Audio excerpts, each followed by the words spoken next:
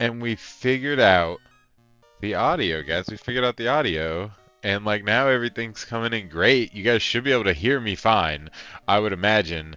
And the background music's not overtaking me. Anyway, I got some boxes we moved back in from storage here. We're figuring out the rest of the office. Supercomputer is finally here. With me, as always, I have my co-host, Speakman. It's good to have you, Speakman.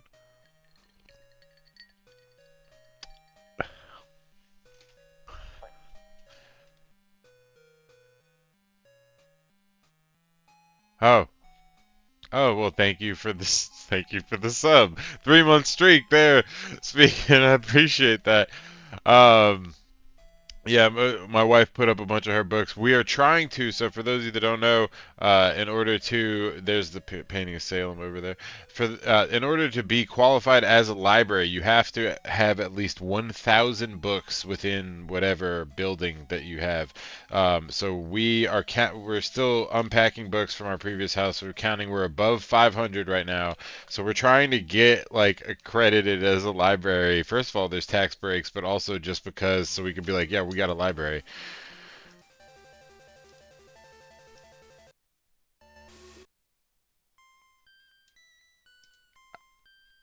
Yeah, we got 1,000 books. It's a library. Anyway, guys, so we are in week 10. We really don't have a lot of time to fuck around because it's gonna be a long week. Because somehow I knew it would happen. I didn't think we would ever get 10 matches, and we didn't yet, but we got 9 matches recorded this week. There were enough players that were matched up with players that had capture cards that we actually have almost all the matches recorded. The only match not recorded is Jalen Selena. Now, Jalen was already mathematically eliminated. Selena, not yet. This was a big match for Selena. They absolutely needed to secure the W in order to continue their chance to proceed.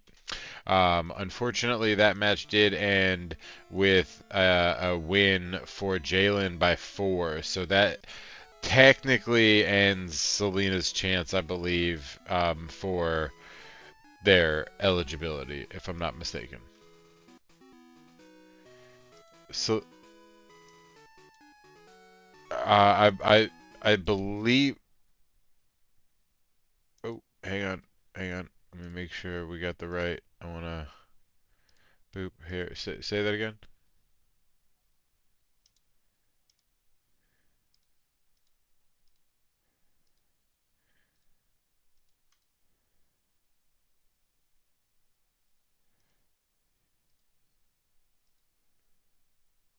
Wow. Okay. Say something again. Can you hear me? Yeah, now we Hello, can. hello, There we hello. go. Okay. All right. All right. So I don't know But how yeah, long you may have even been not hearable now because I don't know. nobody joined yet. Yep. But as I was saying, Selena is now at 4-6 with a -1, which is strong enough to at least jump up to, I think, like 13th.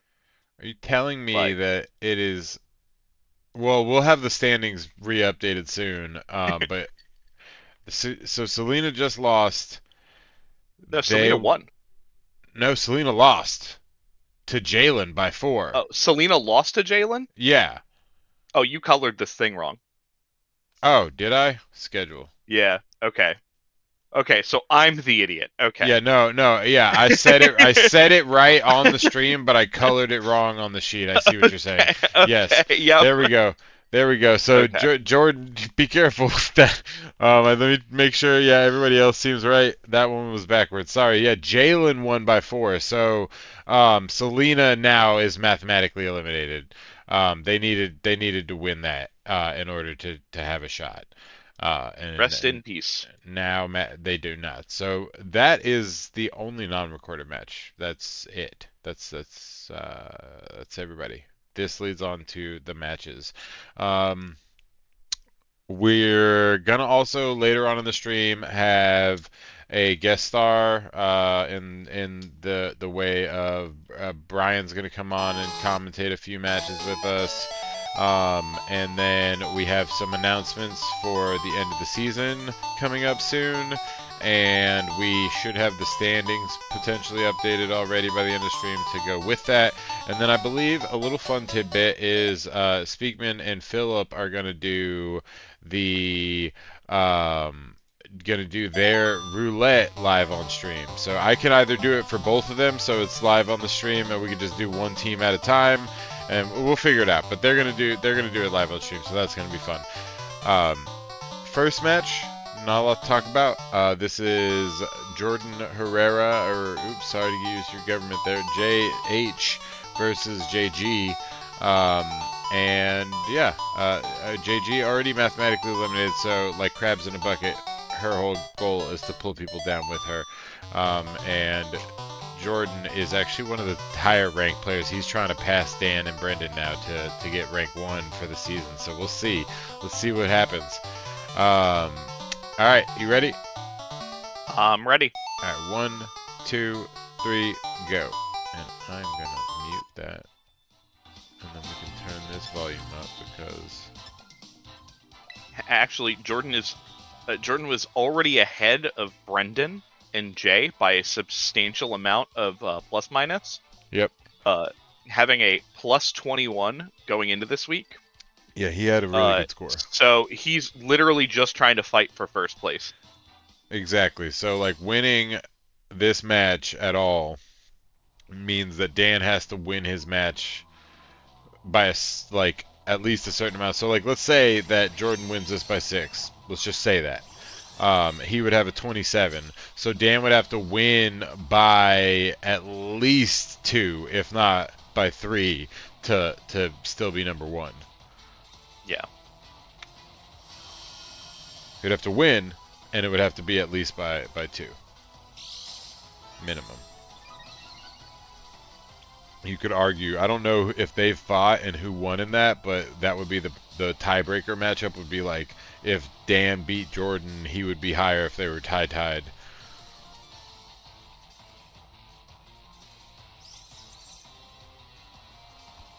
Alright, we're going good old Trick Room Fake Out. Lots of starter Pokemon on the field right now. Would love to see. Never mind. It's not a starter Pokemon.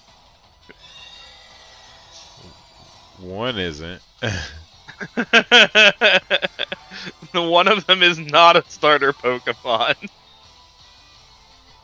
But I do like the everything is named Zoroark. If everything is Zoroark, then nothing is Zoroark, you know? It's the good old Spartacus tactic.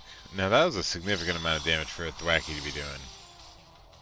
Thwackey does decent damage with Grassy Glide.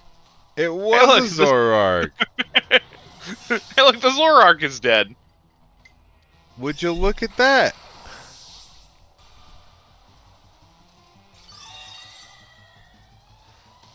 Alright, guys.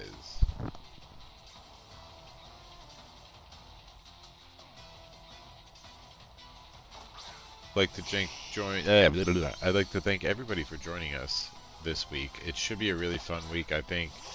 Lots of matches, lots to talk about, and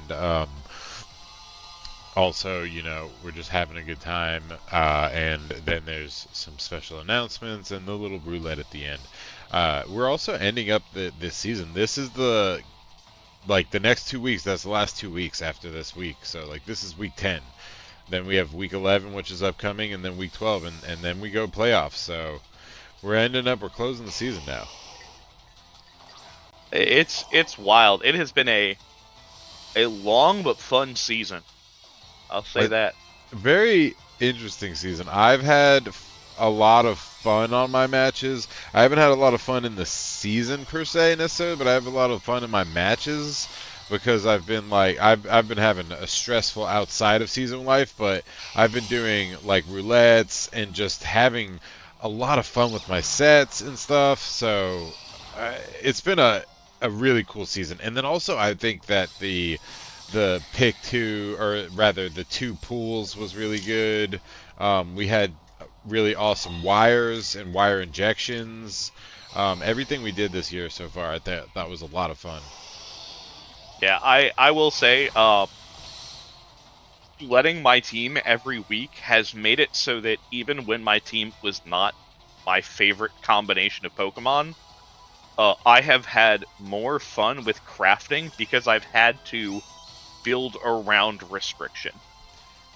Uh, And it you know, just like it's I don't know how else it just like it feels better like you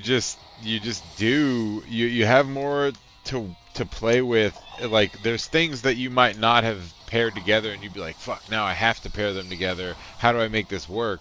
And something you might never have tried in your team and then it works. Also, yes, no bringing Incineroar against the Psy Spam team definitely was a bad call on Gantz's part there. I'm just gonna say this. We've been seeing a lot of these expanding force gets a billion KOs games. Guys, guys, Yeah, guys, we gotta stop stop doing it this. with the expanding force. We gotta stop letting this happen. It's too late. And you know what? As much as that was a pretty quick and easy match, it is still not the fastest match of the season. Nope. It is not. It is not. But that was a quick match. We don't even really want to talk about it because, again, 9 matches, right? So I am sorry. Gantz was already mathematically eliminated. JG was already mathematically eliminated. They took the size spam, and this is like the billionth size spam loss that we've had on stream. So, like, again, not knocking her specifically about it, but it's like, guys, you see these teams, and these teams are the ones that are on the stream doing it, and they're doing it, and we talk about it, and like, I understand that not everybody can watch the stream or whatever, but like, just you know, I don't I'm know, just like gonna say that we need to never put 4 NDDs in a pool again. four This NDDs in the is. pool was a little wild. So yeah, so guys, just bring a Dark Terra, bring a Dark Type. I don't know. Stop it. Like, stop it. So that will bring us to this is Phil Brendan. So they had to reschedule once. Brendan had to reschedule for some reason. I don't remember. Then Brendan was waiting on Phil. Phil, I guess, was late or something. You know, he had the flu. Things happen. People are adults here. It's late season. Shit happens. So they had this Communicate with match. your fucking opponent, people. Yeah, talk to your opponent. Like, just be a little bit more forthcoming, right? Like, it happens. I called my opponent on time this week, and then I fucking had a panic attack 10 minutes after I talked to my opponent, which was like we had 10 minutes till the match. I was like having a panic attack, and then my opponent was like, "Do you mind rescheduling a little bit?" And I was like, "No, we can reschedule. I'm just gonna be honest with you though. You're passing up a free dub. I just had a massive panic attack. Like you could have just won that." Um, but yeah, like just communicate with your opponent, man. It's not that hard. Like we rescheduled, but this is Brendan versus Phil, and Phil thinks that he's eliminated mathematically. I also have said that he is mathematically eliminated, quote unquote. I've been challenged on this, and I said it would take, he'd have to win all his matches, first of all, and then he'd have to win them by a large margin. So those are my words going into this match. And Brendan is, again, one of the top 3 players this season so far. So you guys ready? I'm ready. All right, 1, 2, 3, go. By the way, Phil, what day did you want to play this week? My schedule is completely free. So you just let me know what day and time works best for you, and I'll probably not be drunk for it. Probably not. Not a guarantee, Probably. but like, enough. I did just buy this big bottle of rum that I am not drinking now. So. We had planned on drinking together, but then he had a tummy ache. It happens. Mold Breaker. Because I drank yesterday. Yeah, that thing has Mold Breaker. It's very funny. I don't know what he would have Mold Breaker for in this matchup specifically, but it is a very good ability. Yeah, Phil, that works for me. Thursday or Friday is best, in my opinion, because they're just the best days for it. I agree. Most Thursday, fun. Friday, those are the best ones to do. All right, Phil. Terra at the gate. T1 Terra, electric type. Okay, interesting choice, honestly. Electric Terra on a steel type Pokemon. Okay. Well, okay. So that is not a defensive Terra. You are never defensive Terraing Arcaludon if you can Electro Shot. Now, this is yeah. Phil, I've watched you click a lot of Electro Shots recently, where the rain is not up, and yeah. I assume you were gonna try and manually set it up with this Illumise. But you had the normal setup. You could have just swapped it in. Yeah.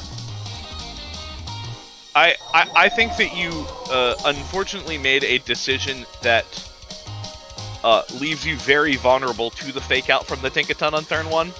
Covert Cloak, by the way, guys. Covert Cloak. Covert Cloak on prankster mons that are attempting to set up things is so good and important. Like, there's a reason Tornadus plays it in VGC. We learn from our mistakes. Alright, so remind me, I can have maybe one more of these ones that I'm doing right now. Okay. I'm not going to remember because that would involve me looking at your camera to see when you have gotten up from your chair. And I ain't going to do that. Chat, remind me. Chat, remind me. Yeah, chat. Chat, hold me accountable.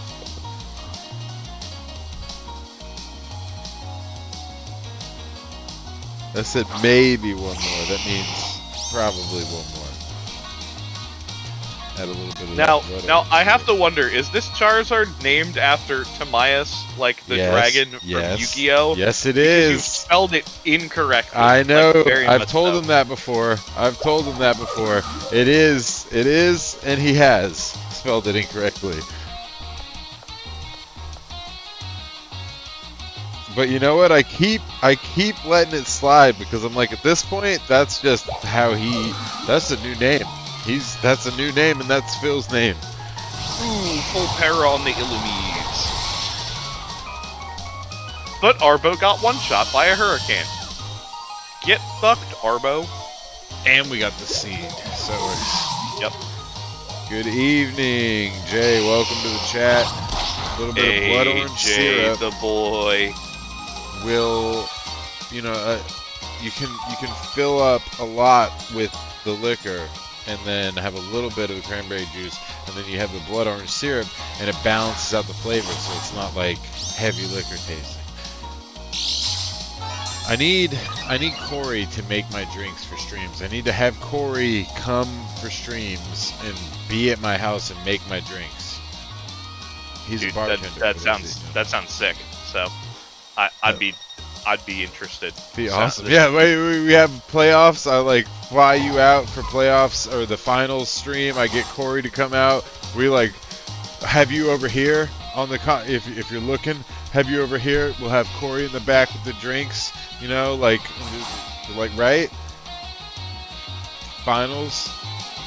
Just saying. That dude, I so fucking wish I could show up to a draft party one of these years.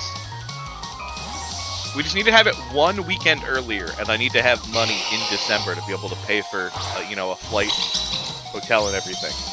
It'll be easy. Easy honestly, game, easy life.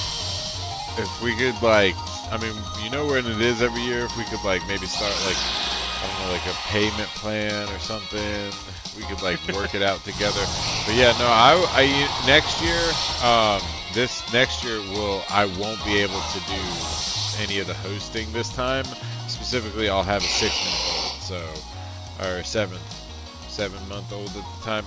I'll have a 7-month-old baby at the time, so I'm not hosting season 11, but I will be there, and I'd be happy to cook if we wanted to go down that route. If you guys wanted to do a cook-off or a multi-cook situation, because we always get pizza. Honestly, if they gave me the same budget that we spent on the pizza, I'll fucking make you guys 3 lasagnas that will blow your dicks off. I don't know. What do you want? Okay, so I don't know if you looked at the moveset on this Lapras, but this is one of the dumbest ideas that Brendan has decided to full commit to. Did they roulette this? I don't know if they rouletted this. I know that Phil was gonna roulette, but then he did roulette, but then he didn't. He wasn't able to make his team because he got the flu or something at Whirlpool. He got the flu or something, and then he was like, "I'm just gonna make a team out of what I have of multiple different teams." So he like slapstick together multiple different in Pokemon, and if you know anything about Philip's teams, each team is very much tailor-made. So to slap together teams is pretty difficult with his teams. Yeah, so if you look at the rest of the move pool on this Lapras, you see Freeze Dry, Thunderbolt, and Parasong. Parasong. Okay, does he have a locker? Does he have like an arena lock or like... Nope, his trapping is done through Whirlpool. Oh, right, yeah. I forgot that trapped. Okay, so he does double Whirlpool, then Parasongs, and then fucking, like, dips. Or he does Whirlpool 1, Parasong, Whirlpool 2 to lock the second one. Yeah, that's my expectation of his plan. Cute! But he told me so we were in voice chat, when this game was going on, and Brendan was so proud of how the first turn went, and then from the progression of the rest of the game, something changed. And in his demeanor, or just like his updating of like what was happening. He stopped talking. He just stopped talking. Zach gets like and then that too. He brought up the Whirlpool, and I was like, okay, so that's funny, that's cool. But we have now reached one critical thing that has occurred, Ian. And I want you to know how many Pokemon are on Brendan's team right now. Okay. With a parish count of 2. Okay. And because Lapras is parish count 2. Oh. And there's only 2 Pokemon left in the team. And the other one's dead. So, the other one's dead. Yep. So, Brendan is now on a 2-turn clock against 5 Pokemon. Which means that at this point, the game is over. Brendan cannot did win himself the game. in. Brendan, in fact, killed himself. With his own dumbass strategy. Yep. Mm-hmm. Hilarious. And then instead of clicking the fake out on like the thing here to guarantee the KO with the Whirlpool, he knockoffs it. I don't understand that. That just he just came in, man. You're guaranteed the KO. Take the KO. Alright. But yeah, so now Phil dies. does not need to do anything else. Light screen is up, so the Lapras is doing no damage. And all he has to do is survive 1 turn. With light screen and 4 Pokemon. Interesting. Okay, I'll take that. So here's a lesson that you all can learn. Parish Trap is a very, very good thing that you can do if you are smart about navigating the game state and when you attempt to pull it off. Yeah, I actually you lost. Cannot try to pull off Parish Trap. I lost to a Parish Trap from Zach recently in scrims, and the only reason that he actually ended up winning was because 1 turn I got like a paralysis at the end, and then like it prevented me from doing enough damage in order to like make the disparity enough. But he won because he had that arena trap, or rather I forget, shadow tag ability, and like locked me in. I couldn't do anything. So the way that you win with Perish Song is you have to be winning the rest of the game It does and not then suck in our force your meta. opponent into a defensive combination that cannot break what you have on the board. It's And definitely a Brendan was not lead. at that point. It's definitely a lead option. It's something that goes with setting hazards.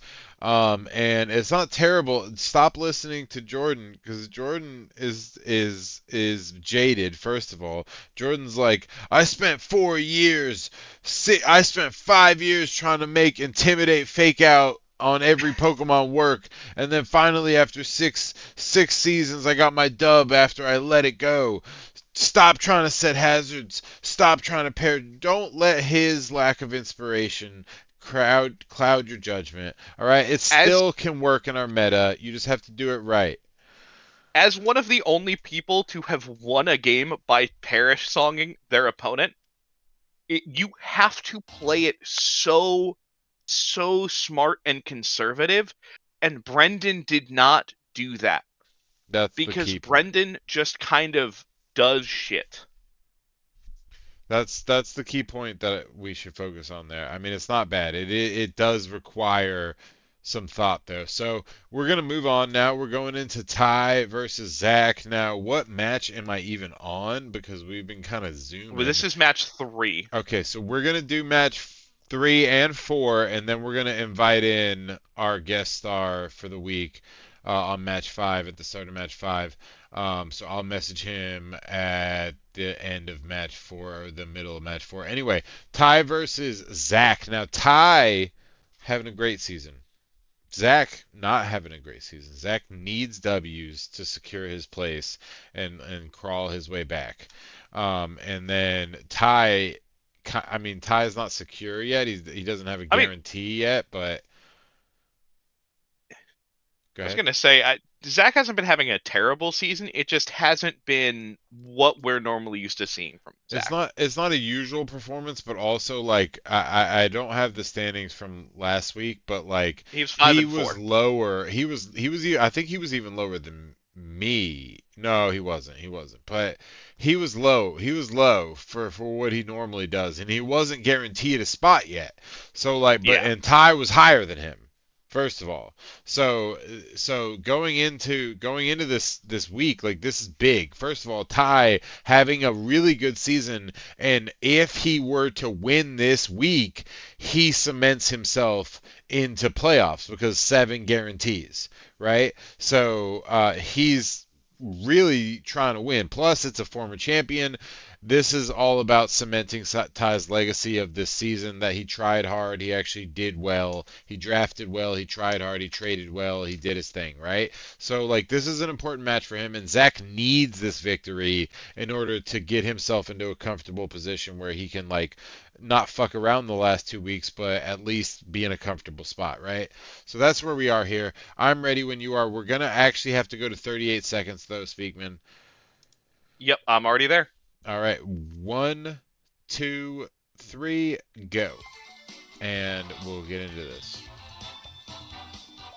Yeah, so this is a really interesting match, actually. Like, the score is deceptive for the level of play that we have. And that's a theme for Zach in general, because Zach in general switches a lot.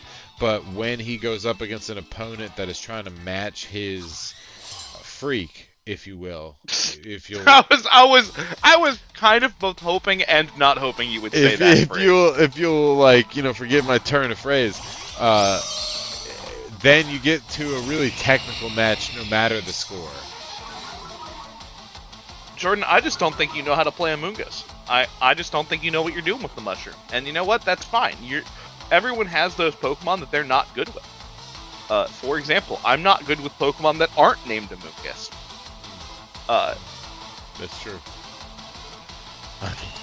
Except for Houndoom. Look, man. Houndoom has a 1-1 record on my team. The games where it mattered, it was great. Better than some of my Pokemon on my team. Houndoom single-handedly won me a playoff game. It saw zero other play the entire season. Although I What think I else only do you grabbed it want? I'm last sorry. What else do you want from your Pokemon? Speakman, like what the fuck? Like I would like to win more than one game with it, you know? that Pokemon single-handedly won you a playoff game. It did. So what else? What more could it have done for you, champion? Yeah, Maractus is a fucking PLC champion because Jordan decided to get cheeky with it when he had the fucking Lapras that we shouldn't have put on the draft. I told Zach that Lapras G-Max was too much. He didn't want to listen. He never wants to listen. Bro, this is why it is I didn't play in the Dynamax formats. Dynamaxing kind of cringe, you know? Kind of cringe. That's true. I'm interested to see Gen. We're going into Gen 10, right? In the next one? Yep. I'm interested to see what they do, especially with the new kind of Pokemon Stadium mobile. I don't know what it's going to be exactly. I imagine it's going to be a multi-format style, showdown style, like home integrated Pokemon game that you can play. I am not looking forward to losing Terra. I think Terra has been such a cool and fun and interesting mechanic in addition to our format.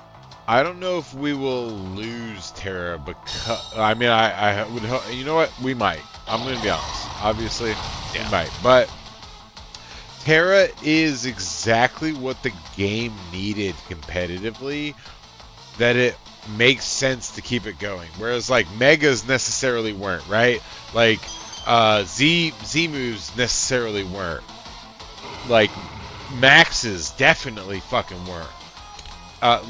Terra kind of is what, because it fixes some Pokemon. It makes some Pokemon really good. It makes good Pokemon better.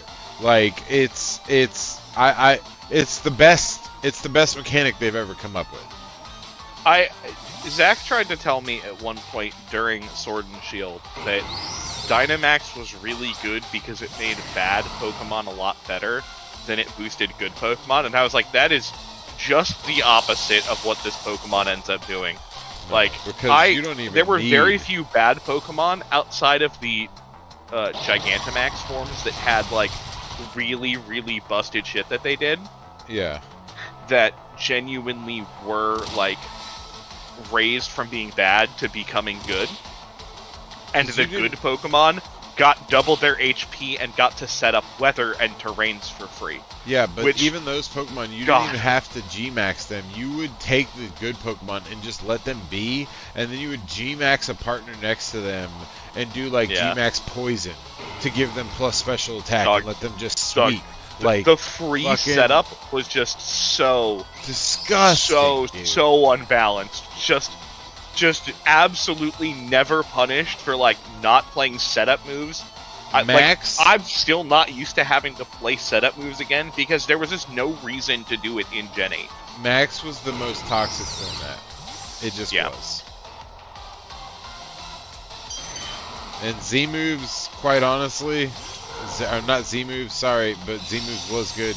But Terra is quite honestly the healthiest format I've ever seen in my life. I don't like open team sheets VGC. I could see love open team sheets. I love open team sheets. I could see seeing the whole team and maybe even the Terra types, but giving the move pools and shit and the items, like I don't think that's cool.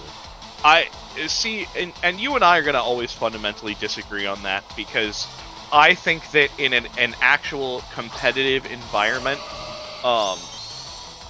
it is so significantly better to have open team sheet where you will win more of your games because you're skilled,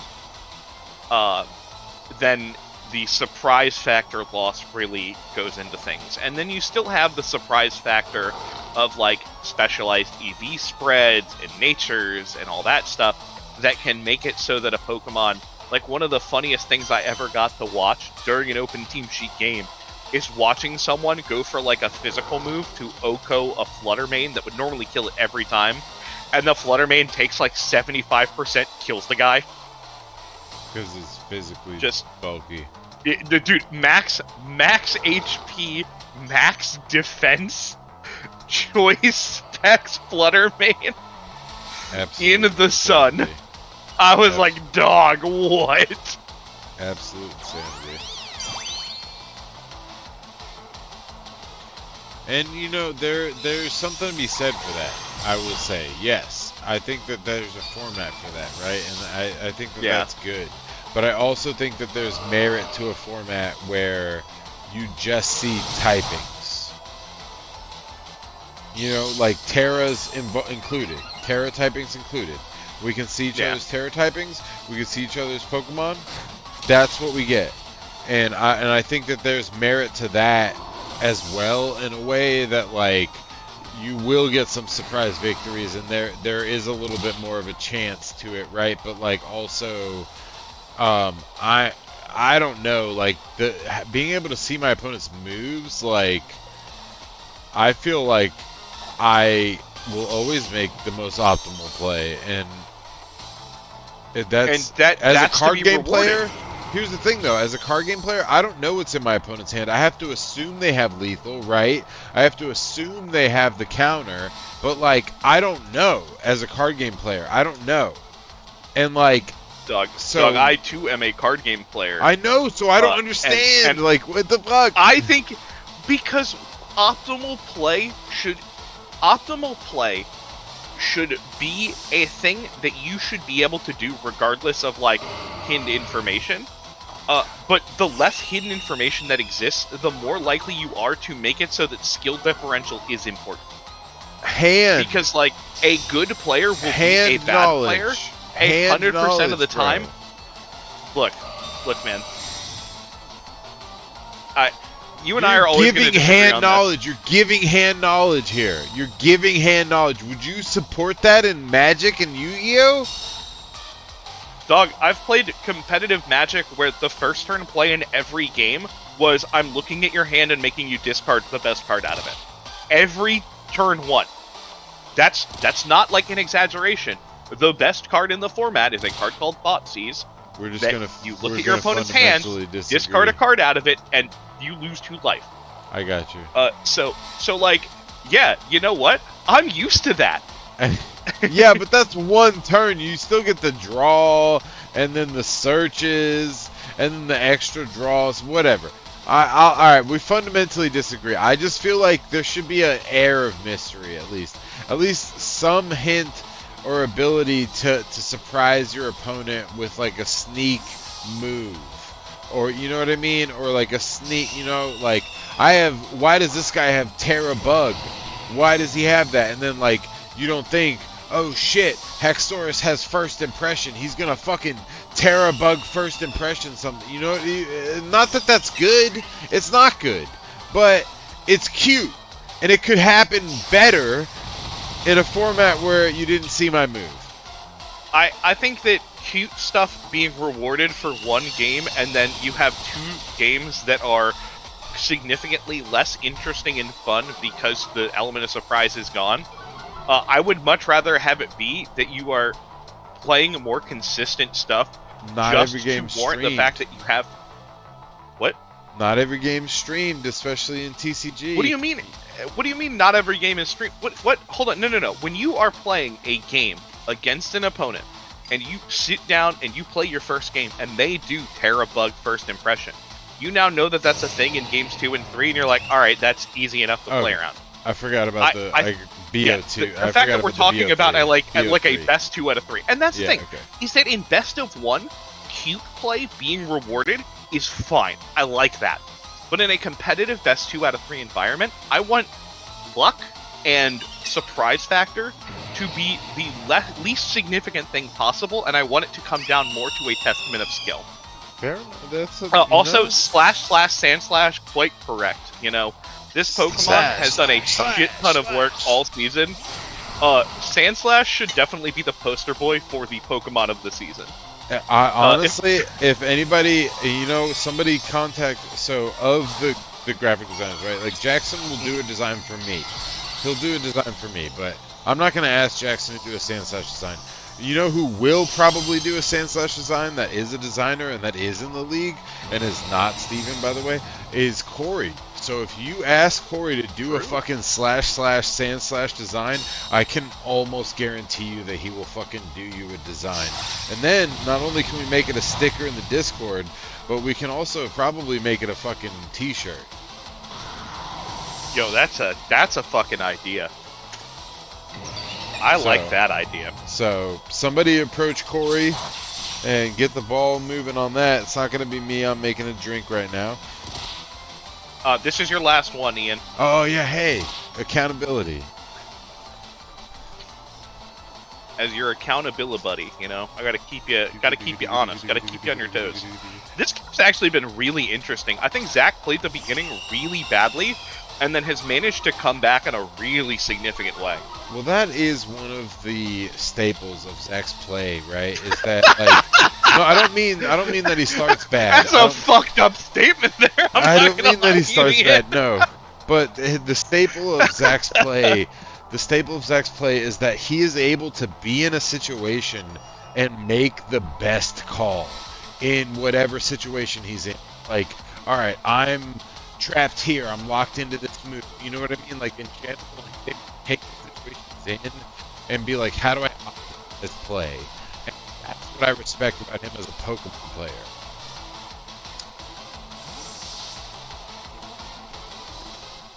Because me, I get in a situation, and I already knew what I was going to do before the turn ended, so I've already decided that, and I'm not second-guessing it. And then I fuck up. Yeah, Zach, that's what I'm fucking saying. That's what I'm saying. Like, as much as the rest of what Ian said was right, that was some fucking bullshit to start off. Like, oh yeah, that's like the classic Zach, suck at the beginning of the game. What? No, I meant the. So when I said classic Zach, what I meant was to really be able to shine in adversity. Like Zach. All right, so Zach is a strong contrast, and again, please don't. First of all, don't listen to this, Dan, and don't take it to heart. Zach is a strong contrast to Dan in the sense that when you get Dan on a tilt, he can't recover. He can't do it. Once Dan has decided that Dan has lost, he has lost. Whereas Zach will fucking take a fucking big L in the beginning and be like, all right, like, how do I put my knucks back up, right? So that's the difference, and that's what I was trying to say. By like Zach Staple. Like Zach Staple is to fucking take his bad situation and make it into an opportunity. So yeah, I do think that's a Zach Staple. Dog, this Sandslash came in a field of a water type and a grass type. And has single-handedly won the game. Slash, so sad. That is so goddamn insane. It's also hilarious because I know that he did this on purpose because Ty and Zach have actually done a lot of like scrims this year, and Sandslash has always like been fucking Ty up, and I guarantee you that he was like, I'm bringing Sandslash first of all for the memes, and second of all because it's fucked up Ty all year, and I want it to be the one. He's the one that he's like the nun at that table that's like, I want her to know it was me, right? Like Sandslash. Doug, let me just say, I was in Discord with them during this game, and the absolute drop off of Ty talking. Oh man, I was like, ooh. One of my least favorite. Now we see Zach's PC starting to overheat, Yep, here comes the lagging. Right, one of my least favorite memories is I was playing Jay recently in our roulette match, and like I just start like sweeping. I'm sweeping, right? Like, and we were having a good conversation, and then like Jay just stops talking, and I start to feel kind of bad because Jay and I are very good friends, and then like I make 2 or 3 bad calls, and like now Jay's talking, and like I'm not talking that much, and I'm like, this is so embarrassing, like fucking, and he's like, no, this is a good match, Ian, this is a good match. I'm like, yeah, it's a good match, Jay, like, and he's like beating my ass now, like. There is a reason I will never play. Never again will I play a match in voice chat talking to the person I'm playing against if I think that that match is going to be like important, impactful, or like I'll do it with people. I'll do it with intense. certain people. I'll do it with Jay. I'll do it with Zach. I'll do it with certain people because like there's something about certain people that I play that it's like it's okay for me. Like I'll do it. And also in general, I'm a little bit better in terms of like performative matter to like restructure myself and like Hmm. maintain that conversation. And that's difficult to do, but like I'm able to do that because I did a lot of things that alter my brain chemistry while commentating about Super Smash Bros. So like Fair enough. I just reorient that experience into this. So Zach wins by 4 and does actually kind of push Zach, that pushes Ty down a little bit and brings Zach up. Like he does, like it doesn't push Ty down that much, right? But it brings Zach up in a way that Zach now like is almost guaranteed based on that score. We'll talk about that later. So moving on. Boop, boop. This is a Reese versus Dan. Now, this is a huge match. For those of you that remember from earlier, Dan was top player at the start of this week. He has to win by at least 2, if not by 3, to secure the top spot and make sure that he's still winning. Or a former He actually champion. just needs to win.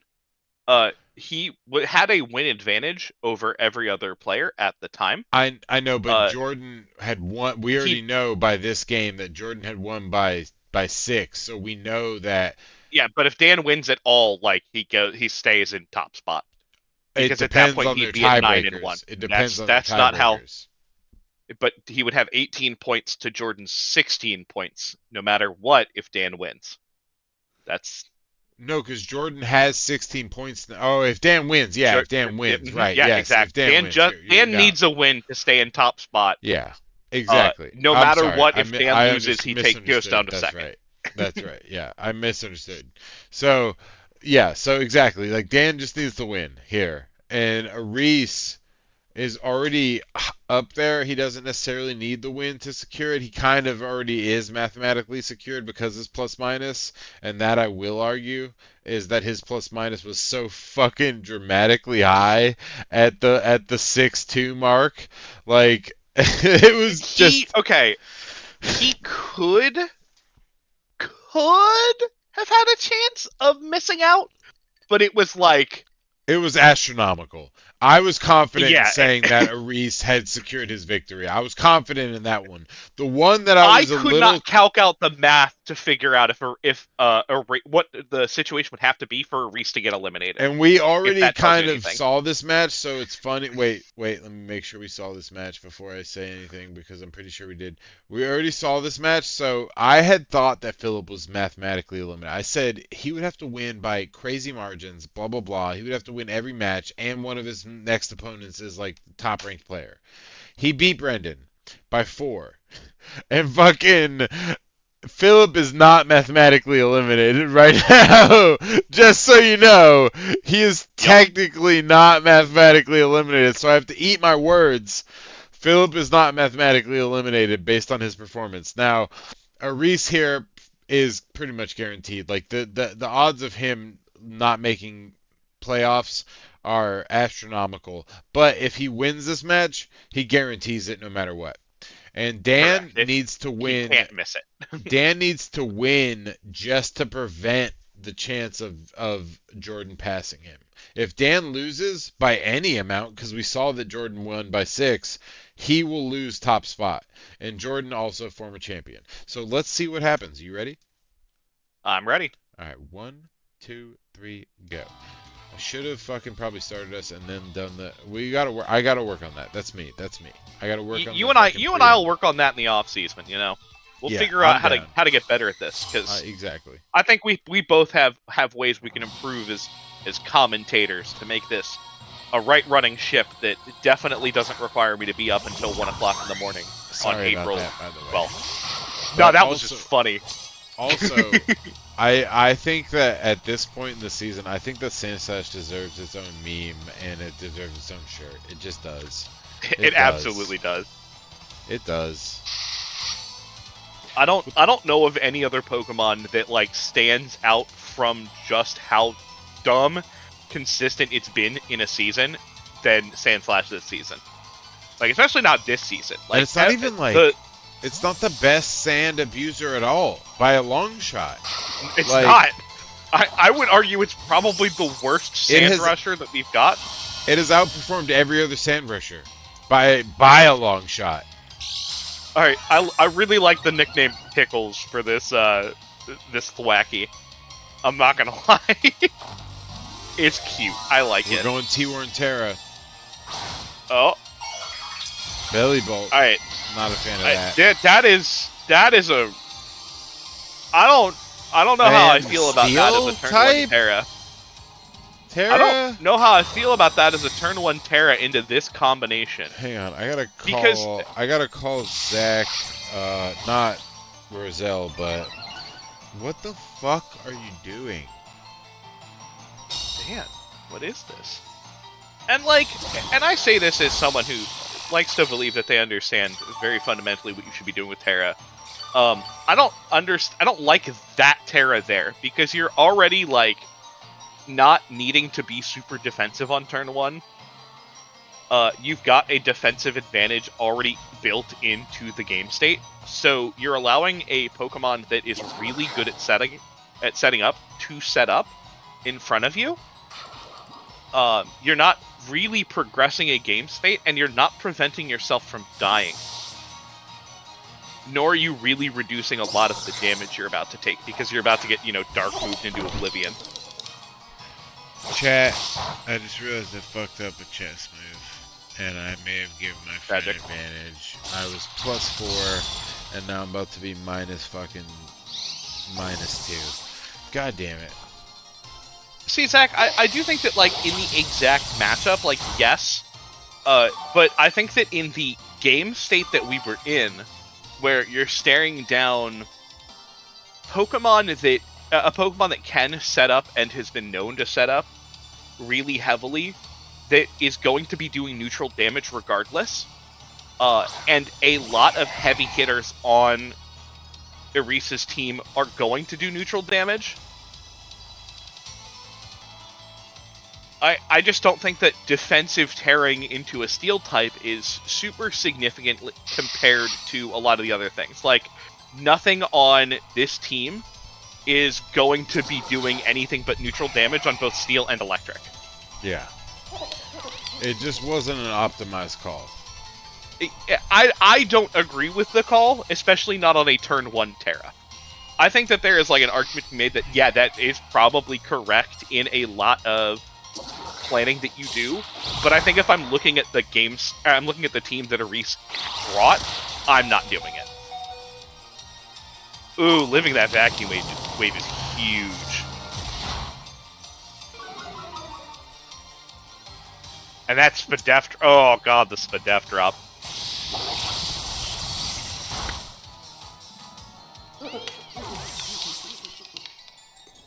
Because Electric Terra actually would have done more damage.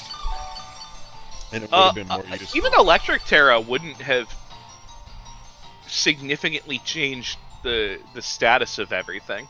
No, but it would have done more damage. Because at that point you're doing more damage, but the Pokemon that it's attacked so far has literally just been this Golden Go, and it did over 50%, but wouldn't have been a one-shot on Thunderbolt with Electric Terra.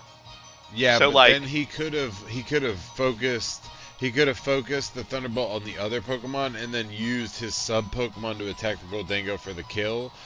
At that point, you know what I mean? So he could have potentially optimized play that way, but either way, it wasn't the best Terra choice. And no need to beat his ass up about it. He already fucking Oh, the reason that I get on Dan about this is because Dan, I think, is so fundamentally so strong, and he plays his games so fucking well, especially with his Terras, that when I see him make a Terra decision that I'm not necessarily a fan of, it's weird. You know? He's weatherballing the steel. Okay. I No, mean, it is the most it's gonna damage. be It's the no, most it's damage. water type 100 base power move Yeah. at that point, Yeah. so I mean, I that's a get it. lot. I'm just saying, like. And it's got a Spadef drop from the Oh, okay. Yeah. yeah, it got Spadef dropped from the Shadow Ball.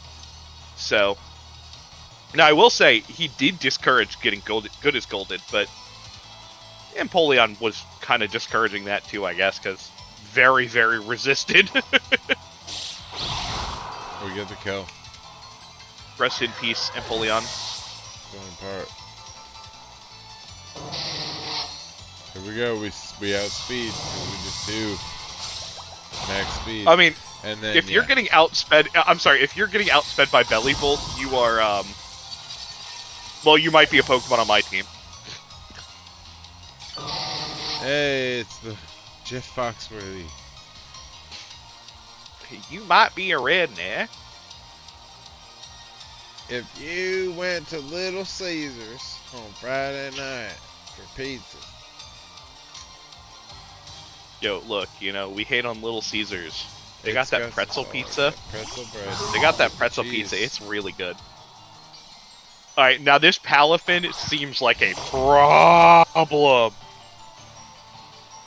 And we got the rain up too. That's true. This seems like a problem. So you put the rain up for me. I'm full HP. I'm Gang Orca. What's up? What do we do here?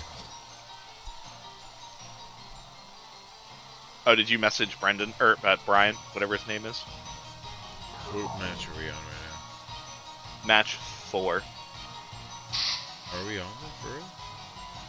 Yeah. Damn. Yeah, I'll go match this right now.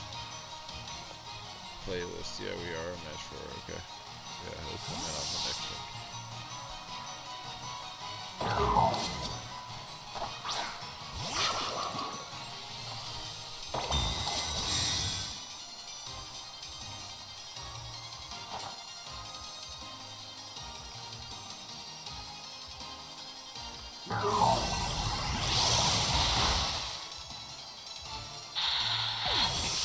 No, great value Gambit. No. Sorry, Gambit.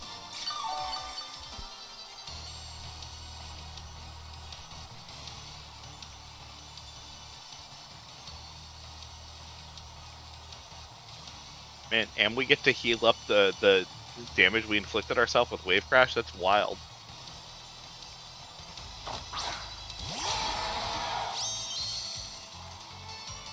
Ooh, that's a pretty shiny. And now we give. Oops, sorry guys. We gotta give Brian a streamer tag. He has to hop on Discord too.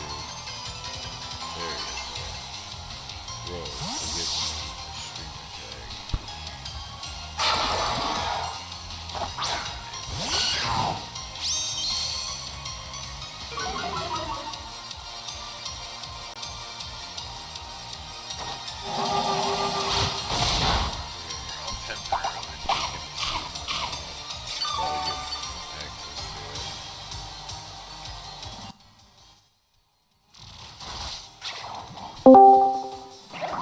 Don't you say a word yet. He showed up as soon as he got the fucking tag. I mean, you did let him. I mean, you did tell him he could come on. Yeah, I mean, I said the next game. I said, I'll let you know. It's not a big deal. Luxray for Cottony, by the way, from Jalen. Interesting, like, drop.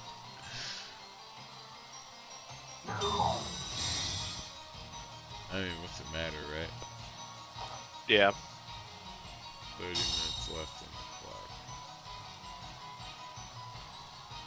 So here we're at just some psychic things. First of all, Bruxish being on the team here, especially on the like ending roster of what's happening, is just phenomenal. So many fish on this team doing work. Bruxish does some very uniquely interesting things. I'm a Psychic fan. Fangs is such a good move. And it gets the stab. First of all, it's its signature, but yeah, it gets the stab on it. And then it also has access to dazzling, which is a like low-key really good ability. And it has Aqua Jet. It has a lot of stuff for it. Yeah, it's kind of crazy. Taunt, Trick Room, Haze. like Haze. Right, exactly. Tons of utility. It's a great Pokemon. Bruce Jenner, all day.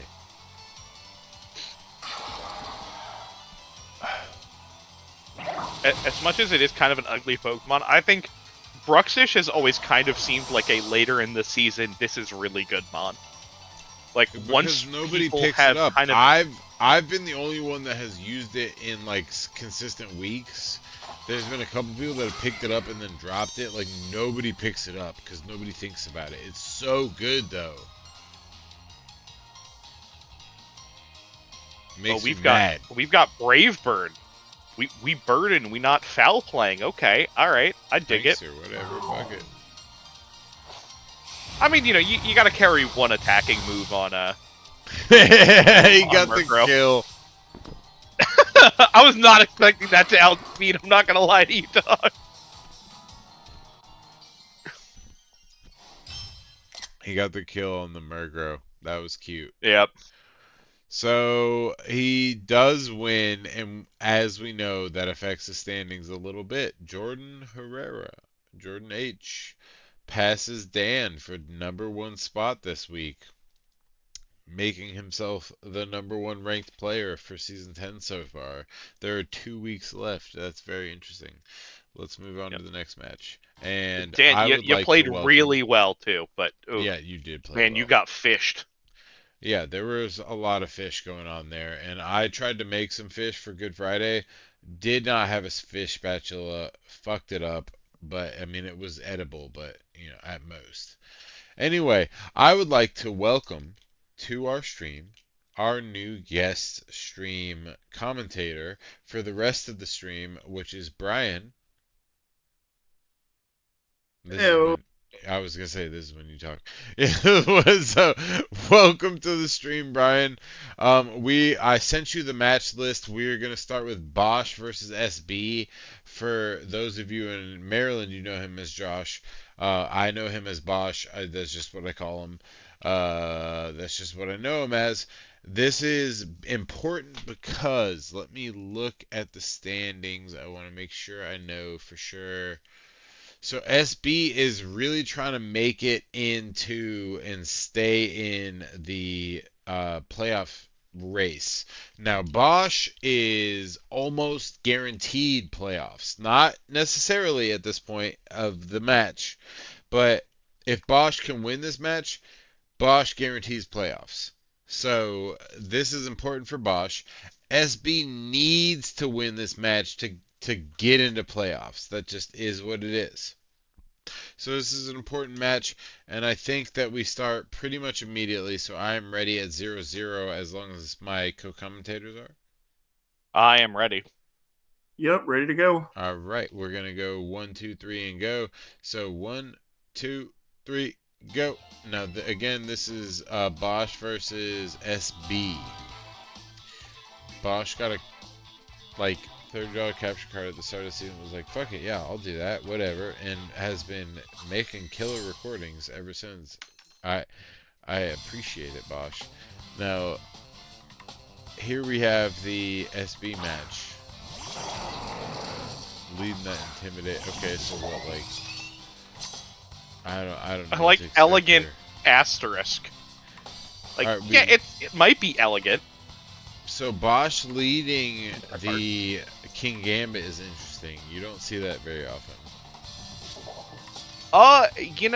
If you're going to have a game plan that relies on King Gambit setting up, King Gambit turn 1 can do a whole hell of a lot. He also might have been banking on the Intimidate Salamence for Defiant. Right, that's a good point. Which we did see a lack of. Yeah. Yeah, so it's just like, it's probably like Choice Band, Moxie. And Bosch goes for the... we got a double T1. Tell me it's flying. Okay, either way. That's still better because he did Terra Earth. So, like, he's immune, or not immune, at least resistant or equal. Yep, we got the Earthquake. That's what I thought. Okay, so he doesn't take the ×2 damage. He takes the neutral damage. Survives by a good amount. Man, is that thing bulky. A good fucking amount. That was a significant fucking amount. And then, so he goes for the quasi Disquake combo. He said, I'm going to make Disquake myself, custom. Terra. We do get the Terra. We got those. Lumberry? Who the fuck? Like, what the fuck, Bosch? What the fuck is happening? Lumberry? You know, Josh asked me how do I beat statuses. I said, hey, just Lumberry.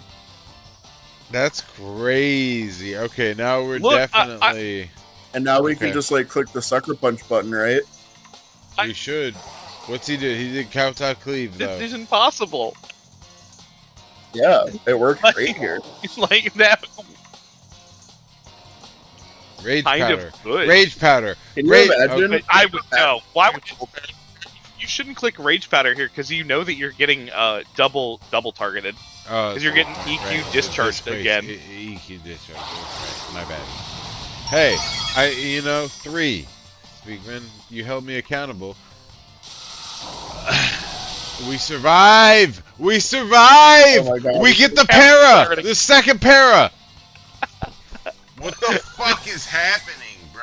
What? This man brought the perfect answer to King Gambit getting status. Oh my gosh. I was like, is there... He gets full parried here. Oh my god. If he gets full parried here, that is a Chris Speakman match. Gosh. Well, he didn't. He got the Kowtow that's Cleave. true. That is true. That's enough, because quite honestly, if you ever bring that Pokemon that just died, I don't even remember its name, the Vivillon? Whatever, Vivillon, it's gonna die.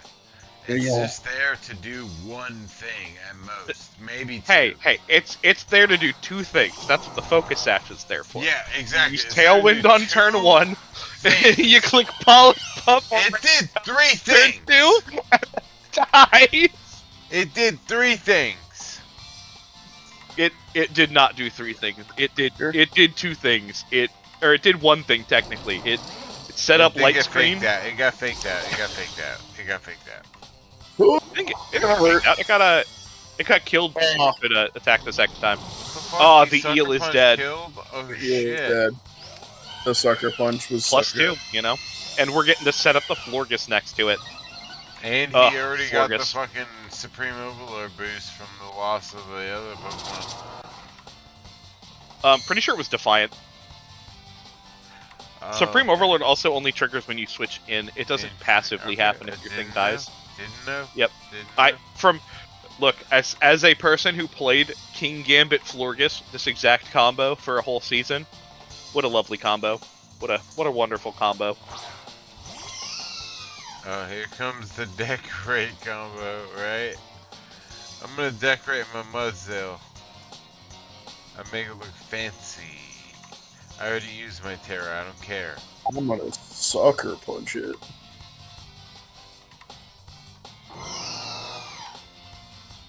Josh, no. That's not what Alcremie does.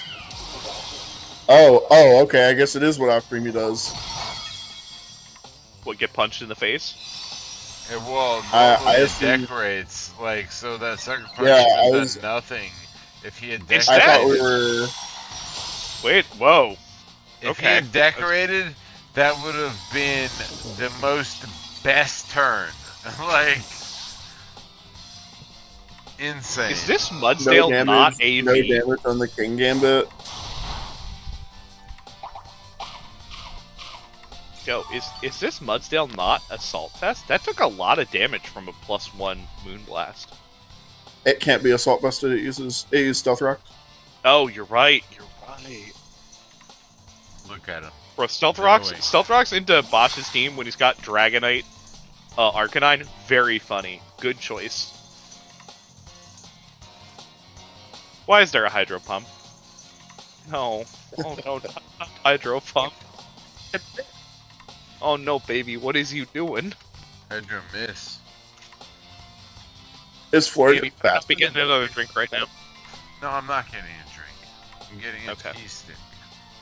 Okay. Did you say is Florges faster than what? Then Alcremie and Mudsdale.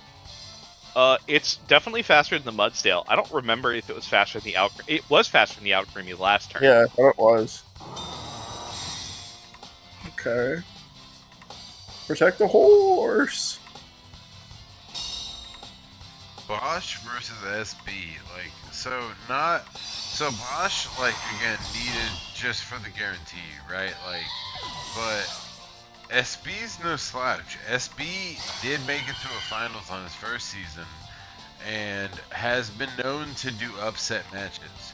And so far in the gameplay between the two players, like, I wouldn't say that one is necessarily above the other. Maybe a little bit leaning Bosch. Maybe.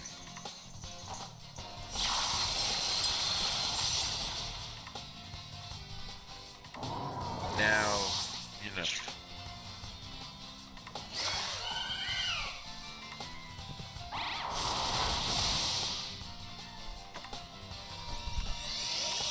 Ooh, that's a big heal. That is a huge synthesis there.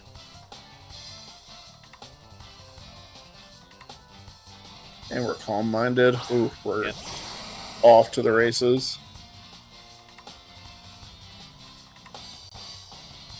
Now, the wheezing being in the follow-up, not particularly significant in this game state or this matchup in general. Bosch's team very much not reliant on what their abilities do at this stage.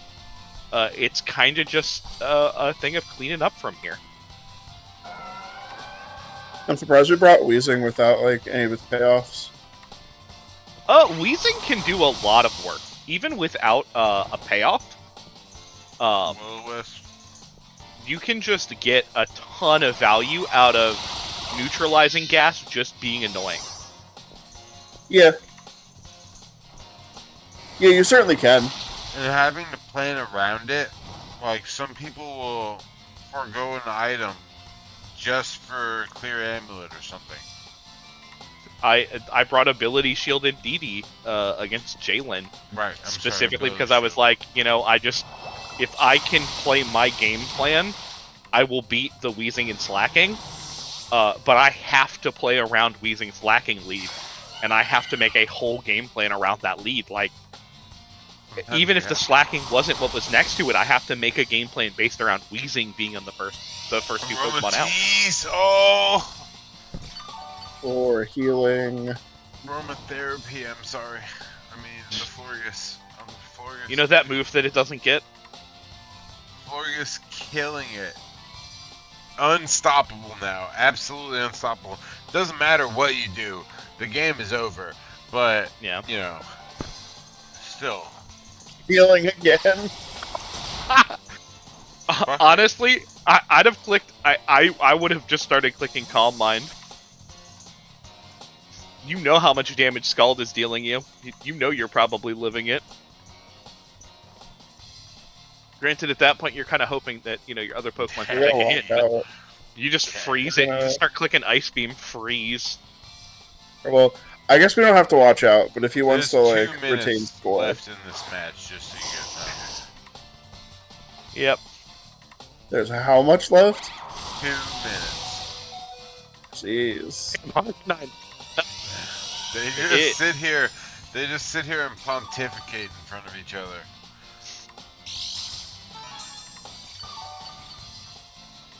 He's like, look how healthy I am. Alright, we gotta click Psychic Noise this turn, right? Right? We've got Psychic Noise, we've got the anti-leftovers tech against the stall Pokemon. Protect. Like, Yeah. we're protect Psychic Noise. Noising, right? Protect Please? Psychic Noise. Yeah. Right. Yes. Please. No. No. Protect. No. Nope, we're not. Oh, Okay. Well, okay. you know. We could have Frustrating. commanded Bosh. here to scout out or Yeah. protect, but no, he just went for Scald. You could have even call-minded. That's right. But he went Yeah. for none of that. He went for none of the right calls. You know what? And- Actually, no, that Moonblast is correct. Seeing how much damage that did, that Moonblast is correct, because now you guarantee the kill here. Yeah, but Yeah, any I mean, of it's the other fine. moves would have guaranteed the worked out. kill. No. Psychic Noise would have done below half. Calm Mind. Psychic Calm Noise Mind would should have have made done, like, Moonblast below kill. half. Calm Mind would have made been. Moonblast kill, especially associated with the I don't extreme think it speed would've. from the dog. You extreme Oh, with the speed dog use speed maybe. Moonblast, or it's over. Go, Daddy. I Oh, hate that. The stones dug into Daddy. Oh. Oh, And that's the problem with throwing the Dragonite in. It's also Yeah. the problem with being a daddy. That, you know what? That is true. That is true. But yeah, Bosch, absolute clean playing of the middle game. Could have won by 4. You could have won by 4. You could have won by 4. But you know what? It's his first season. Trying to go for score is not a thing I'm worried about for him yet. He'll learn that No. eventually. That's true, and also does secure his own placement in the finale there. 7 wins means you're locked in, Bosch. So you are locked in. Let's skip this to the next match. 7 Yeah. wins is not what gets him locked in. It's the plus minus that he has. I'm pretty sure 7 wins is locked in, actually. No, Like, Brendan is 7-3, with a plus minus of 5. Brendan is not currently locked in. Brendan could lose the next 2 games by significant enough margins that he does not make it in. interesting. I'm coming for you, Actually, Brendan. no. Never mind.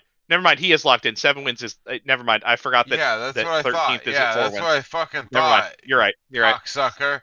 Like, fucking 7 wins is locked in. I was looking at the plus minus. I was looking at the plus minuses, and I went, well, the lowest plus minus it's currently in is -2. So, you know, like, he can get underneath that. Yeah, but You're no, right. You're right. But yeah, 7 wins is guaranteed. Yeah, 7 wins is guaranteed, and you're just guaranteed in. It just is. So everybody that's 7 wins is guaranteed in, and that brings us to Jay versus Justin. I'm ready if you guys are. I'm ready. 1, 2, Fuck. 3. Loading it up. Whoa, whoa, whoa, whoa, whoa! I said wait. I heard you. I said you weren't ready. Or you said Okay, it, I'm rather. ready. Alright, 1, 2, 3, go. And then we got into Jay versus Justin. Now, we don't see a lot of Justin this year because he doesn't normally play, or they don't normally play recorded matches, but it's always exciting to see. You know, we have seen 3 games in a row of King Gambit family turn 1. Yeah, that's true. We had Bisharp, King Gambit, all turn 1. The last 3 games. Good old great value King Gambit. Yep.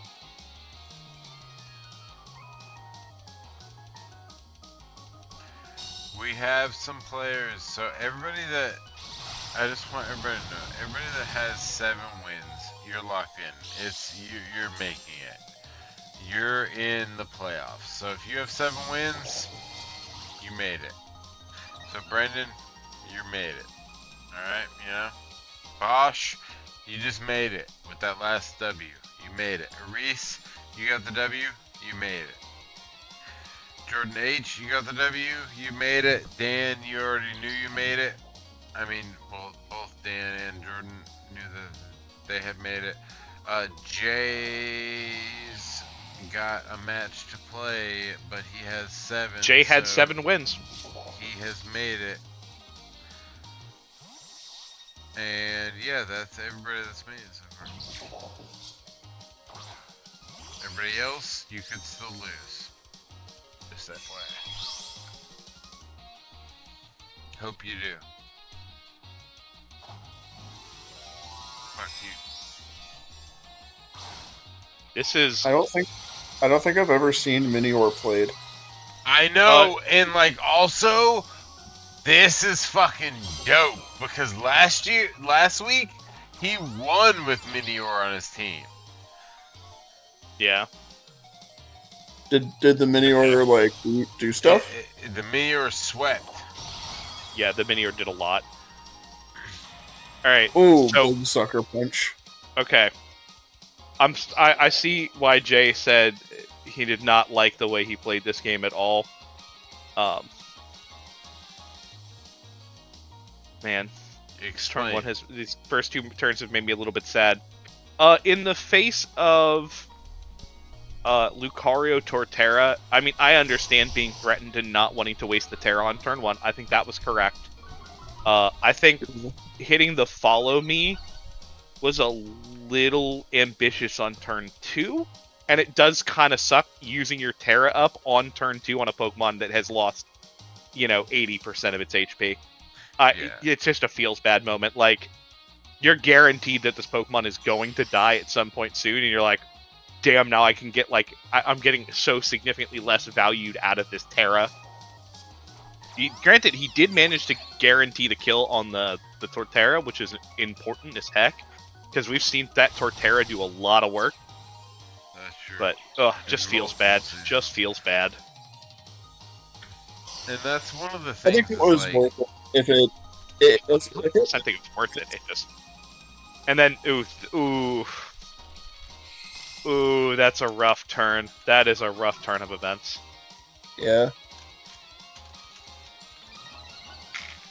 Happy Easter, brother. I guess we didn't know it had E-Speed, so. If you celebrate, it's not a big deal if you don't, because I actually don't. I just like chocolate. That makes sense. Chocolate is good. My older sister actually owns a chocolate shop, so I can get high quality chocolate whenever the heck I want.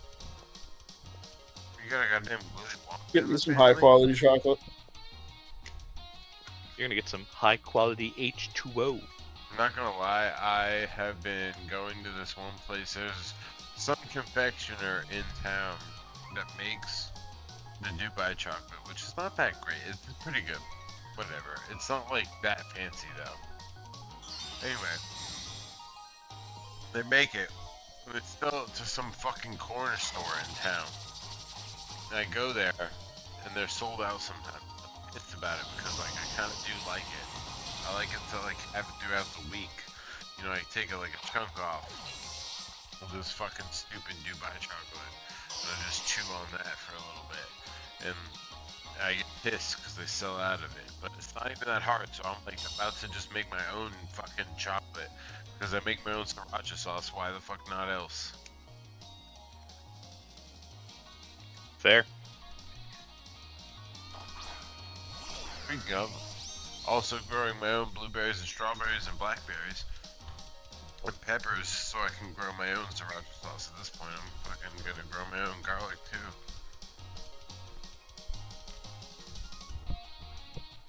Damn, we out here homesteading. I don't even mean to homestead. I just like blueberry plants are actually super easy to keep. Next thing we know, Ian's gonna start living off the grid. We're not gonna hear from him ever again. You just like see me stream. I'm streaming Pokemon. Surprised that hasn't happened yet, to be honest. Off grid. Ian turns into Ted Kaczynski. Without the whole bombing people thing. I don't know, I mean, my manifesto could not touch that, right? Normal Terra Extreme Speed. Where have we seen that before?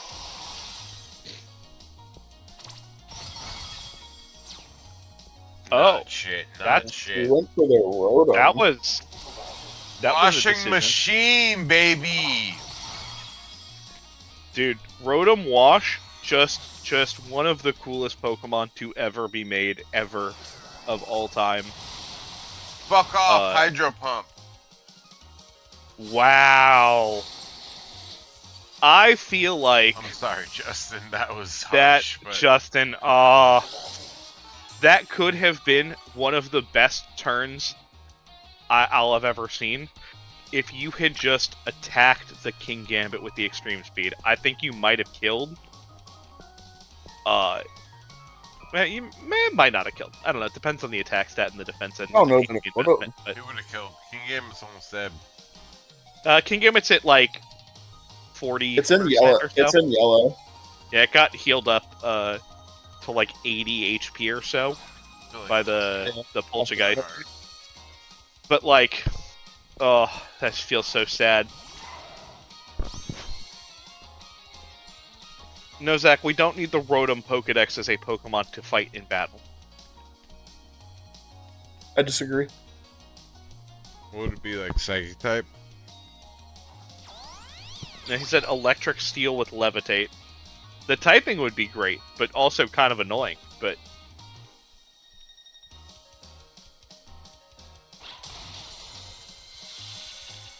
Finally, King Gambit goes down.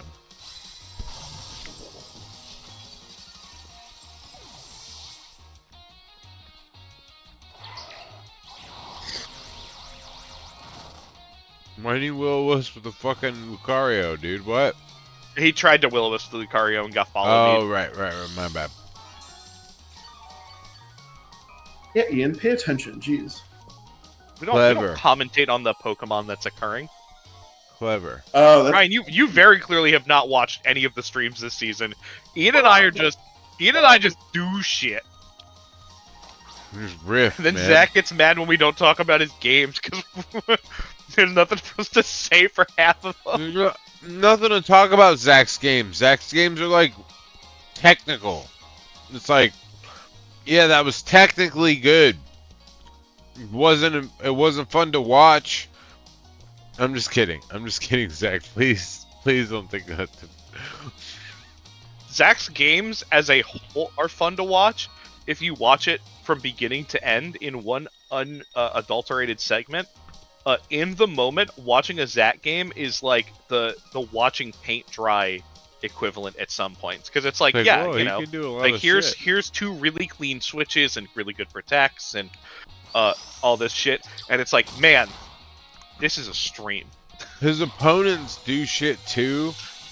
Whenever Yo. they play Zach, That is an important survival. double HP, double Hydro Pump. Hit both times. Oh, The ballsier man than me. I think I clicked Hydro Pump like twice the entire season that I had Rotom Wash. shout out to Bold Nature Max Defense Investment. Look, bold max defense Rotom Wash, absolutely clean in most games. That mod just does crazy work.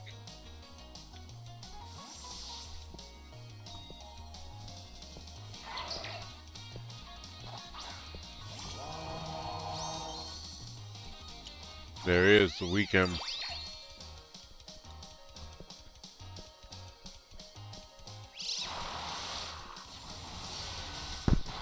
Get out of here.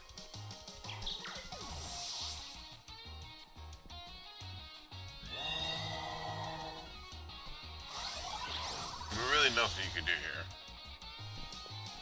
Like, Oh, Meteor Mash! Oh my! Playing for fucking score.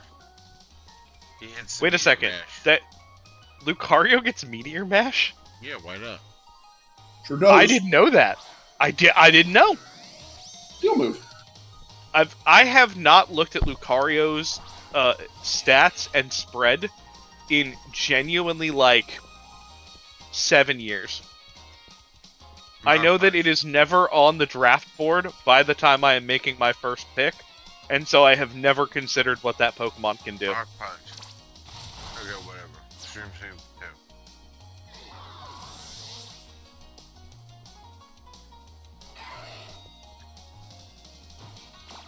Yeah, glow.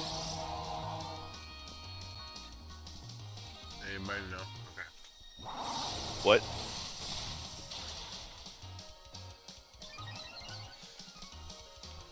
Pussy.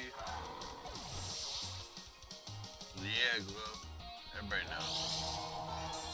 Real ones know.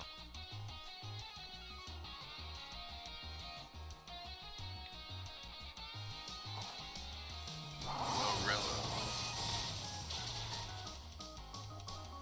Shut up, Glorilla. Oh, okay. Okay.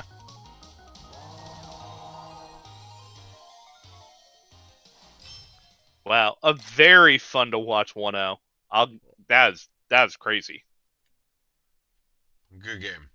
And really good game for Justin, who has already been, again, mathematically eliminated. Like, what is this? Next one should be Jay Wade and Corey. It skipped it. Tragic.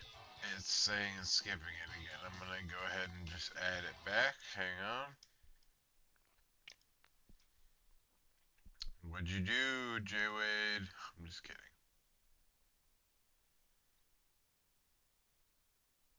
That'd be Corey's fault at that point. Jay Wade doesn't record his matches. Fucking Jay. Okay. Damn, it goes right into it. Okay, guys. It's just So- right in. Fucking shooting it right fucking from the hip. Guys, so we're gonna go right Jesus. into this one. Fucking Corey versus Jay Wade. Everybody ready? I'm ready. Alright, 1, 2, 3, go. Holy shit, we're on turn 1, guys. What a fucking match. We've already kicked off. Air cutter, okay. That was intense.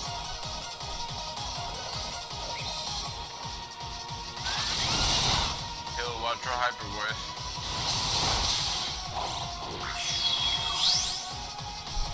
Oh, it wasn't Kilowattra the whole time. Oh my god, it wasn't Kilowattra? What? That's crazy. That's absolutely insane.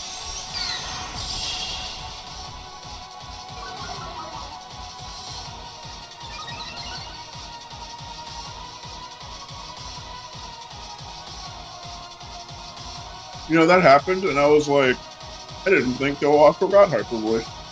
My first thought was, wow, that is not Kilowattrel. But I also didn't know that he had the Suin Zoroark on his team, so I was just like, I don't know what that Pokemon could be.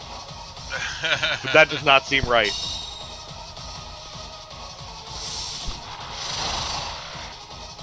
No food spray. Huh.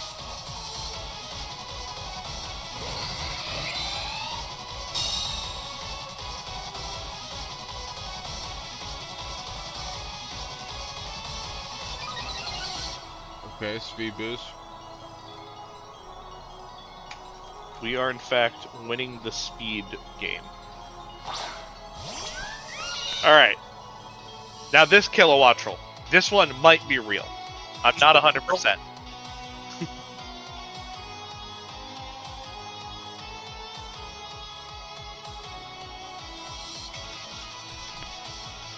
That's a fake Kilowattra, I know it. Look at its eyes. I know from the pixels and from having seen quite a few Kilowattrels in my day.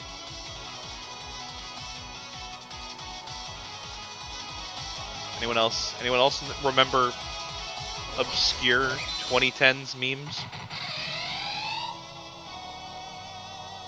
Just me? I get it. 2010s, man. Yeah, man. Come on, bro. What do I look like? Fucking me? It's always so frustrating referencing like memes from the 2000s because nobody like remembers them apparently, and it makes me feel sad.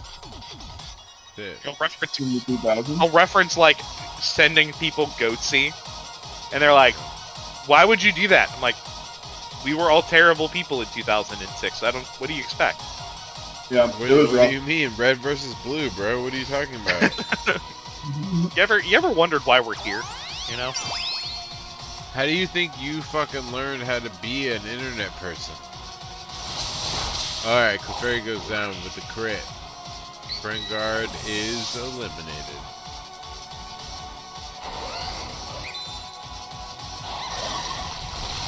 So this is J-Way versus Corey. So these matches here, flinch. Okay, Tailwind's Peter that.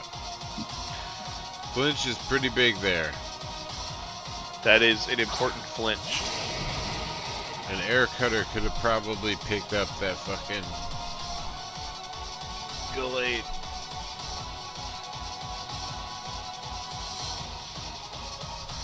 yeah, get as much damage as you can, as long as you can. Good luck, it's even still there.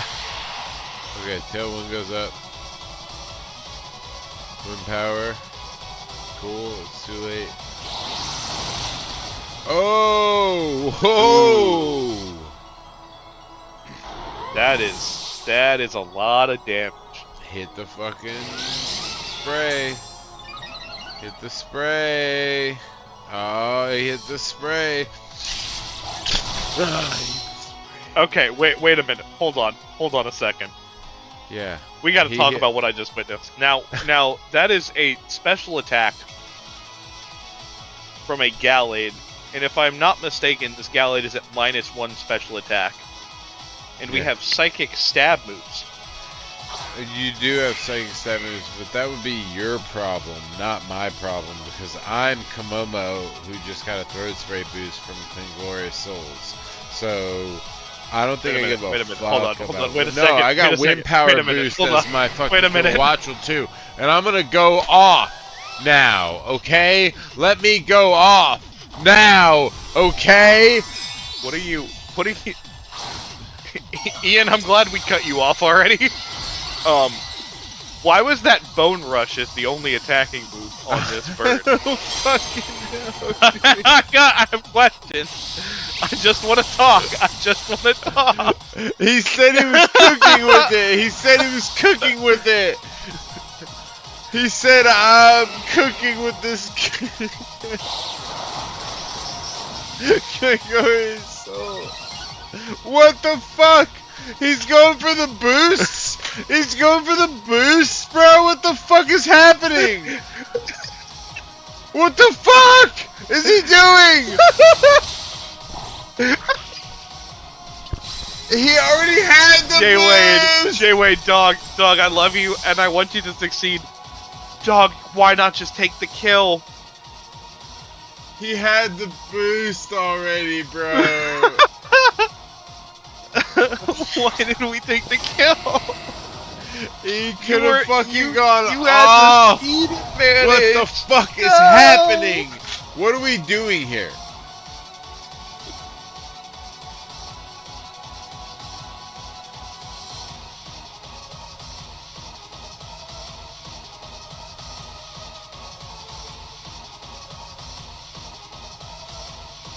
Okay. Fake out. Why are we looking at Air Splash again? Corey, I'm loving these sets. This is very silly. I do like it. I would like to know what the logic behind the Air Slash is.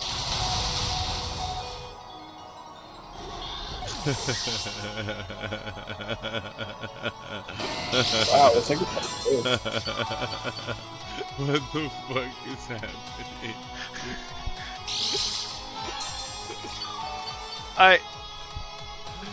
What the fuck is happening? Who did this?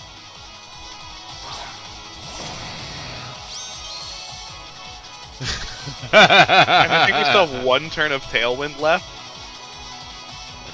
Protect it. Shut it off. No more. Why am I seeing Outrage on a Pokemon again? Earthquake? Because he fucking believes in the heart of the cards. That's why you see Outrage on it. We're gonna survive the eruption. We went over this last week with Josh's team. Oh, we survived Pepper Flakes. Come on, Pepper Flakes. Come on, Pepper Flakes. I don't care about the yawn. We're a little drowsy. We're going a to little bed drowsy. soon. Come on, Pepper Flakes. Come on, Pepper Flakes. Come on, Pepper Flakes. On. Killed the Typhlosion. Alright, okay. Alright. Pepper fucking. We boosted. Oh, and we got boosted. Moxie. Pepper fucking Flakes. Okay. Not Yombrion. Yeah, it's Yombrion. Okay. And Zach, this is why it is that like we say your matches are a little bit more on the boring side. This match has had some very clear unoptimal play and has been fun as shit. Okay, what's gonna happen here? Like, what the I don't fuck know. is gonna happen here, dude? I don't know.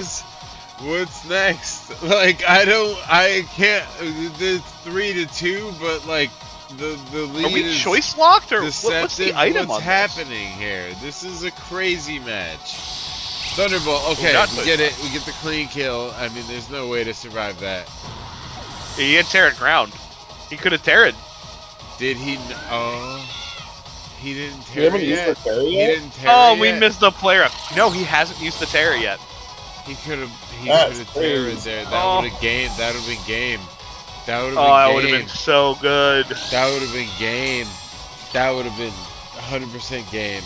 If he had I don't know if it Terra. would have been game, but it would have guaranteed He would have. something at the very least. Because then Gyarados goes to sleep. Listen, just watch.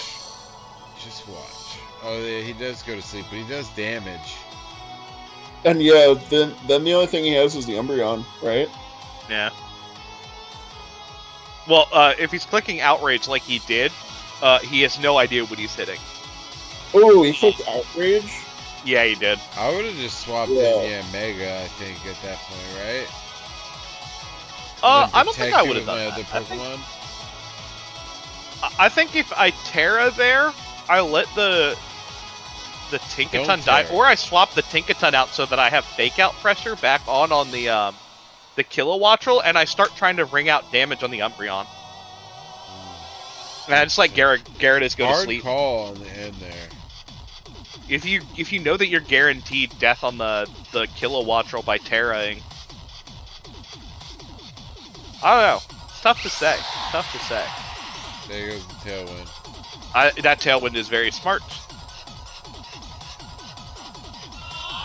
That yawn is just the game ender. There's nothing you can do. That's it. That's game.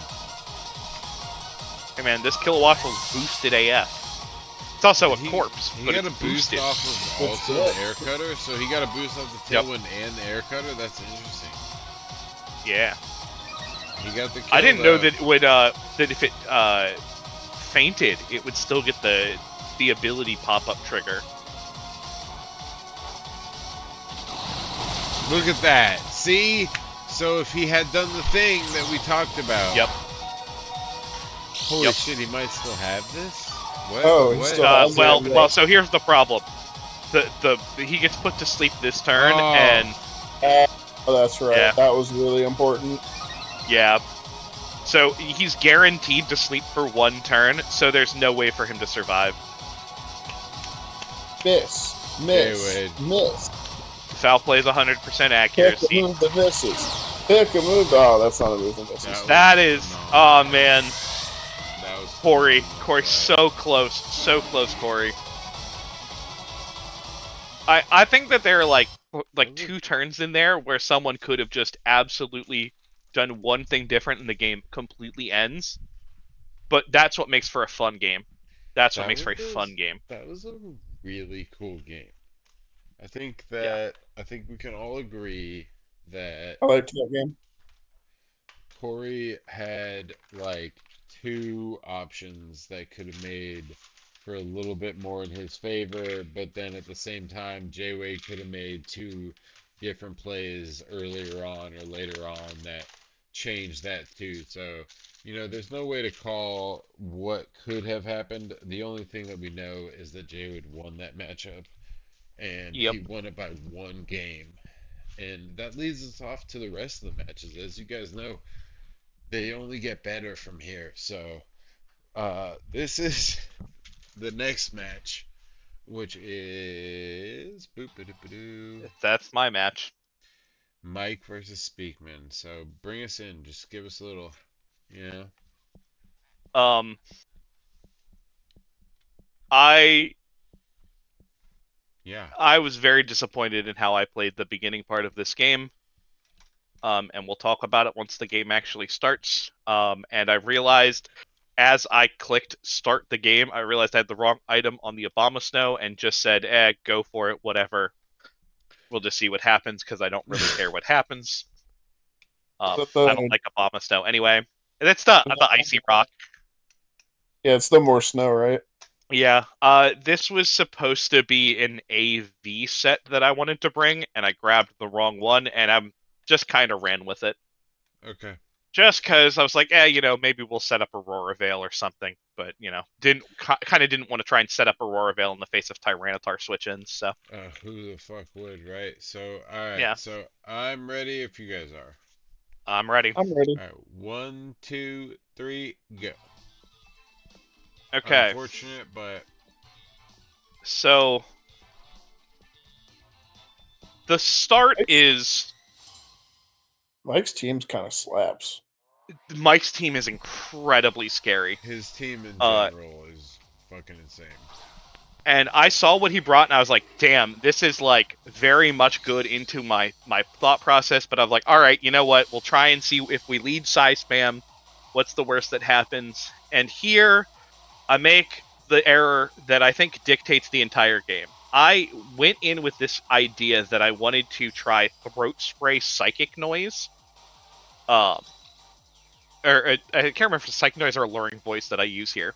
But I was like, I want Espeon to be able to answer the Tyranitar and get a boost, rather than just clicking Expanding Force on turn 1, because Expanding Force is answered by Dark Terra plus switching in Tyranitar. And even if he does Dark Terra plus switching in Tyranitar, I win the game if I just click Expanding Force, follow me, because I've made him waste his Terra on turn 1. Tyranitar's out early, so I can play better into it, and I over-psyched myself into I made this game plan, and I'm sticking to it, instead of just play the obvious plays. Yeah. And that completely fucks up every single plan that I have for the rest of the game, because losing Espeon on turn 1 for effectively 0 value on a team that kind of needed Espeon to do some work just puts me on a back foot from the beginning. Now, this game is a lot of fun, and Mike plays so damn well. I think that, like, the middle and end game of this game are awesome. But man, this turn 1 just so let me down. And it's my own fault.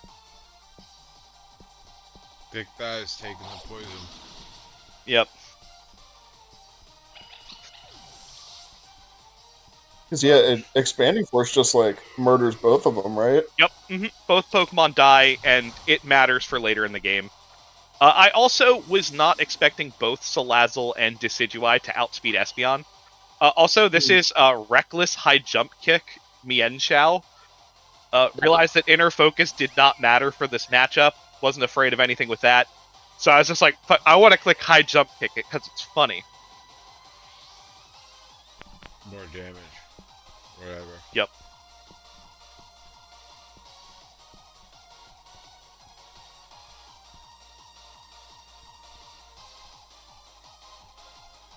Could have also done Regenerator.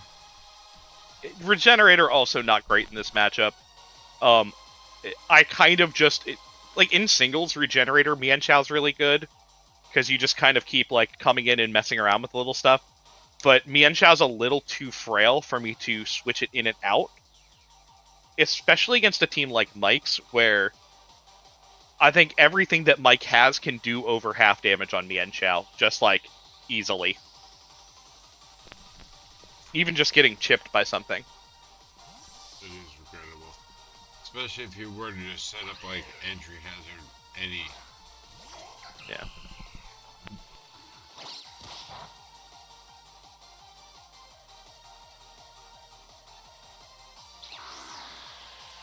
Being able to get rid of the thirsts right here, very, very much helpful to keep Primarina from being oppressive.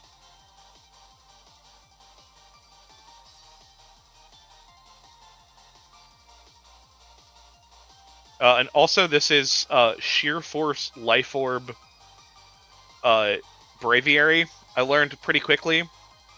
This Pokemon does not get many moves that that have added effects.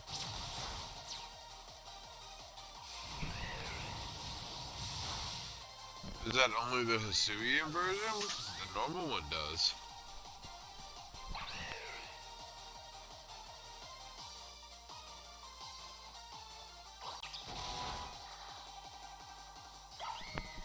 Like, what was that one? Like Crush Claw and shit like that. That was one of its biggest ones. Yep, it's got Crush Claw, it's got Rock Slide. That's about it, honestly.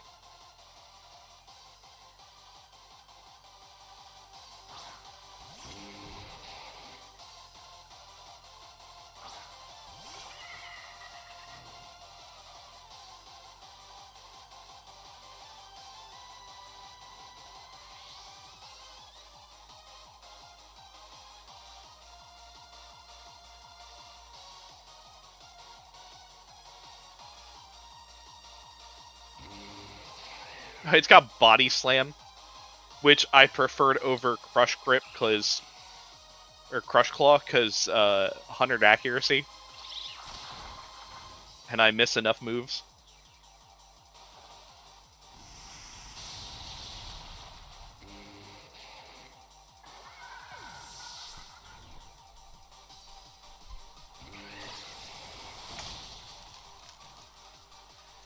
You do what you can sometimes.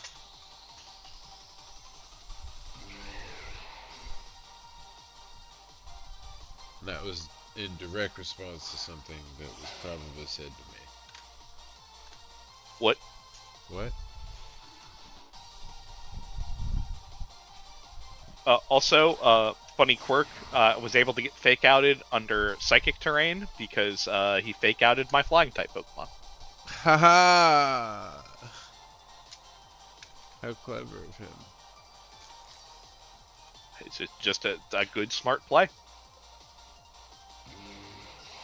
Lycanroc, man. So the score here is technically even. It is a 3-3 game, but it is very much like Mike's game to lose.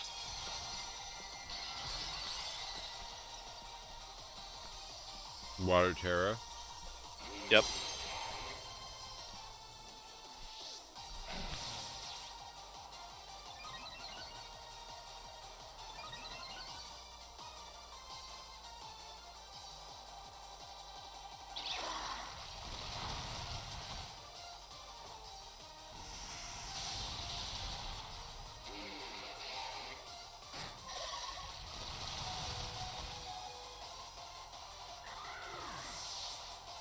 The attack boost really made that. Yeah, Yep. that much damage. It's like Tailwind goes out and I'm like, all right, this is just over. I'm kind of just, I need Rock Slide misses as the only thing that can make it so that I win this game.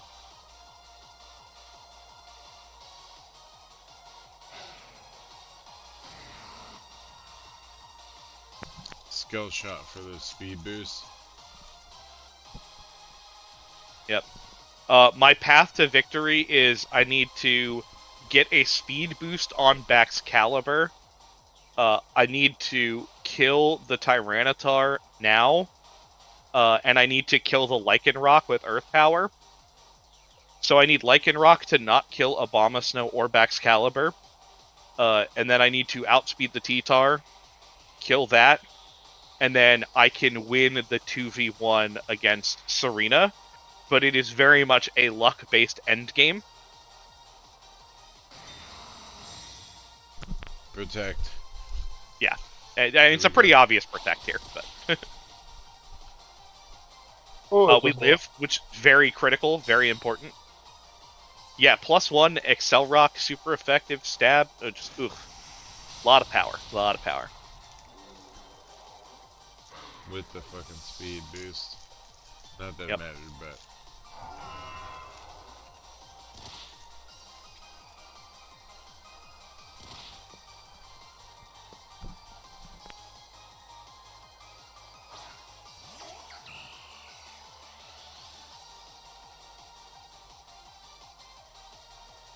So here I'm like, I need Blizzard to succeed, and I don't know, I guess I gotta, like, protect here, hope that Abomasnow gets off the move, and kills the Serena, and then I'm 1v1 Baxcalibur Tyranitar in the end game. Hopefully it works out in my favor. It's not going to. But, you know. Double freeze. If you got It's the quite fucking literally like, Blizzard, we're in an end game where it is Mike's game to lose. I'm on the back foot preying on, like 3% chances. we're Tim But Tebowing. the chances could happen, you know? And there goes our The Tebow. Tyranitar also outspeeds you. What? I I said said the there goes Tyranitar our also outspeeds Tebow. you. Yeah. Drop kick. And then here I'm like, looking for the speed tiers to see, and I'm like, all right, I get hit first by the sand. So if I take out the Serena and Tyranitar is choice locked into Rock Slide, but I'm like, it's not choice locked, but if the only attacking move is Rock Slide, I know it's got Terra Blast probably, but I have to think that it can not click anything but Rock Slide and miss. If it Rock Slide misses, I win the game. If it doesn't, then the game is over, Yeah. But you gotta do your thing. Yep. Here we go. I played so stupid on turn 1, and it put me so far behind the entire game. And Mike just played really, really cleanly. Terra Blast is gonna clean that up. Yep. That was a good game. Yeah, that is... Very close. it sucks to lose that game, but, could not have been to a better player who played just near perfect Yeah. the entire game. And then you get the 1-0 again. Like, just really good game. So, Yeah. that brings us to our last game of the match, or the week, which predates two things. Just want to be clear. Excuse me. Yep. Mm-hmm. There's an announcement. Sorry, I had a Sour Patch Kid in my mouth, whatever. At the end of the stream, there's an announcement about the future of your season. Going into playoffs. We'll make that after this match here. And then Speakman and Philip will run a roulette of their teams for the upcoming week. And we'll go from there. So we'll see what happens here. Now this match, I went with a roulette like I normally do. Brian approached me and was like, yeah, I mean, I'll do a roulette. I was like, yeah, so basically we do, we did the normal one. We did 4 roulette, 2 picks. And this one, we did not tell each other our 2 picks. My 2 picks were the bottom 2 there, the Annihilate and the Meowstic. My roulette was pretty kind to me on the normal ones. Man, and then 3 of the Pokemon you've brought most of the season. yeah, I've done the same shit, so I'm not. I can't judge. I've brought I mean, Indeedee every week. fucking rolled the dice, bro. Like Yeah. this was not my, you know what I mean? Like I picked. Sometimes the wheel's just like, you're gonna play the same shit every game. Right. And then Brian, you got yours. Do you have anything to say about your team at all leading into this, or? Yeah. My 2 picks were Oracle Lilligan, my roulette was less kind to me.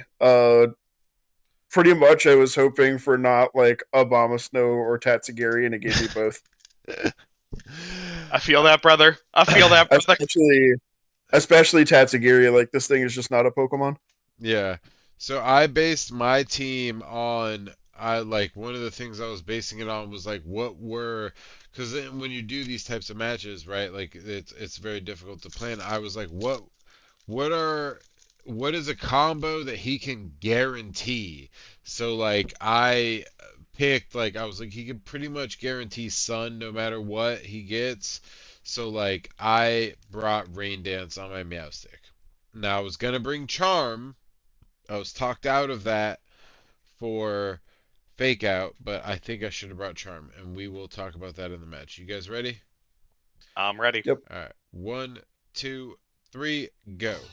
I thought my plan was like I'll bring Meowstic and my Cleavor. I'll set up rocks and I'll just charm his physical attackers so they're either dead in the water because they can't do anything or he has to switch them out and then they have to switch back in on damage. That was my plan. But instead I was like, I'll do Fake Out, I guess. That makes sense. Zach's suggestion.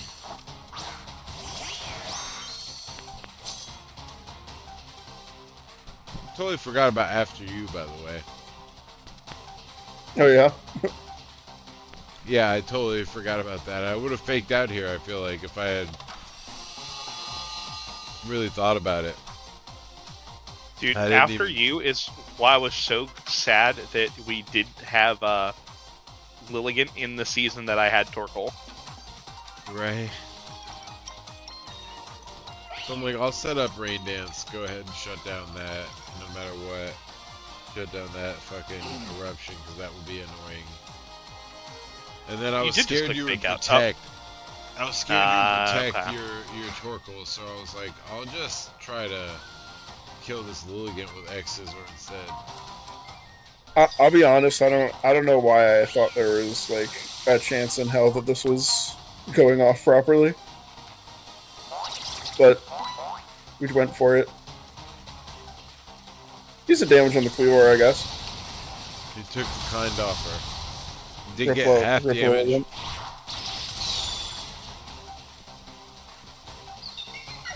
Picked up the kill. There was no scarf on that. I was like, okay, now it's not so bad. Now I'm feeling kind of good. I feel like we have lead now. But I think turn 1 is deceptive for the rest of the game, honestly. This Electrode. Hisuian Electrode is such a funny Pokemon. It's a really good Pokemon. I loved this set. And not only is it a good Pokemon, but it also gives into the theme of the season where we talk about how players will just let a particular Pokemon sit on the field the whole time and just do its thing, right? Like, they will do that. And I'm not targeting this Hisuian Electrode. I'm targeting its contemporaries, right? Like, the things that are going to do bigger damage on me. But does it even end up mattering if the Hisuian Electrode is supporting the remaining contemporaries enough to prevent it from mattering?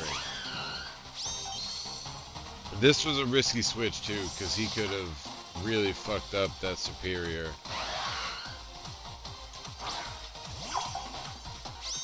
I don't know, you're in the rain. Yeah, I was gonna say I messed it up with what? I don't know, some bug move. I don't know. Fuck. Does that Pokemon get bug moves? Even if Hisuian Electrode did like an electric move, you know, could have done half damage. Alright, we get the rocks. Every time. Get the rocks, and now Tatsugiri's almost dead. We're like, we get the Leaf Storm boost, right? Like, why not? I should have just Leaf Stormed the Hisuian Electrode, but instead I do the other opposite. We eat the berry. Are we loaded dice Bullet Seed? No. No, we are not, Chris. That is not loaded dice. Oh, I can say that. Ryan, are we King's Rock Bullet Seed? It's King's Rock Bullet Seed Paraflinch. He gets it 4 times. You're annoying. You're annoying. You're so annoying. We get the kill on the Tatsugiri. I'm feeling good about that. Oh, stay there. I'm like, I'm gonna kill. No, okay. Paralysis. You're so annoying, Brian. This is a great set. You're so annoying. Torkoal comes had to in, get dies. I'm pretty sure, if I'm not mistaken. It takes 25%. Yeah, whatever. It's gonna die anyway. I'm gonna kill it right now. With Stella Terra, Terra Blast after a ×2 boost from the Leaf Storm. Contrary for the win. Contrary is such a sick ability. Yeah. I really wanted to play with Superior this season. I'm sad that I will not get to play with Superior this season, but God, what a fun mon. I was kind of looking at it too. I kind of wanted to play with it at some point. I really like the Stellar Terra. In general, I like Superior as a Pokemon. It was one of my. It's probably my favorite grass type starter in general, but also like it's one of my favorite grass types in general. And that was before it got Stellar Terra. Contrary, Leaf Storm is crazy. 1 And it's HP. The deceptively hidden bulky. slash.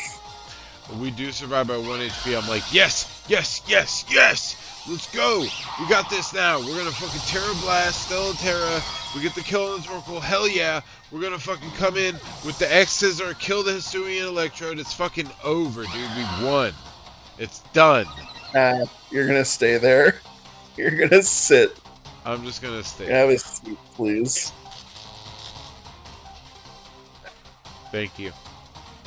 I'll You're gonna take. leave. I'll take. I'll I'm, take. I'm, I'm maybe just, next turn. I'm fine. I'll just sit here. I'm chilling. Maybe next turn.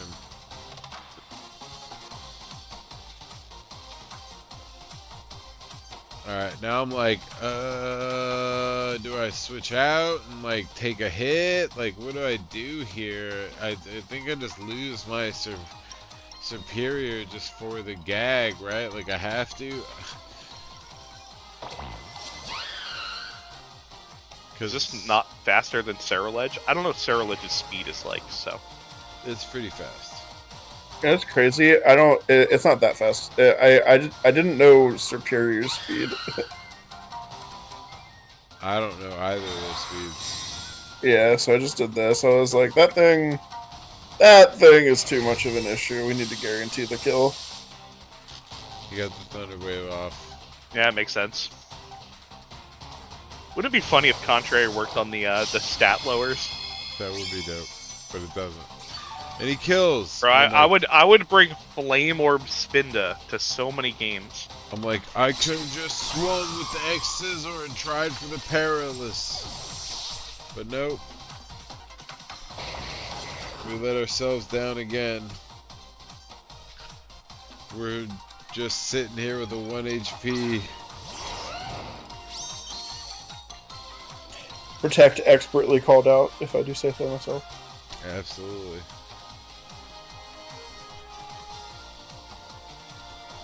So one thing I want to point out that we mentioned in some of the announcements, we mentioned that there might be a Brian Brendan match this week.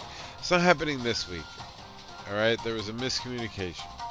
It's gonna happen next week.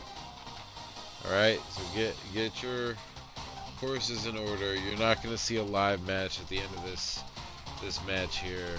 Thank God, because I am already. Yeah, tired. no, that was not happening. Yeah, so we'll see that. I Next. haven't rouletted or like done any prep. We'll see that next week. So sorry, Brendan, you don't get to fucking rush into this one. Well, so I messaged him. He actually said he intended it for it to be next week. Oh, well then why the fuck did he He make just it? used Like, his I words. directly asked him. He was in the comments. He goes, "Yeah, this week." I have a text from him. I mean, I'm I not. was like, nope. I'm not denying you. I'm just saying, like, I was like, "You mean this week?" And he was like, "Yep, just to be clear."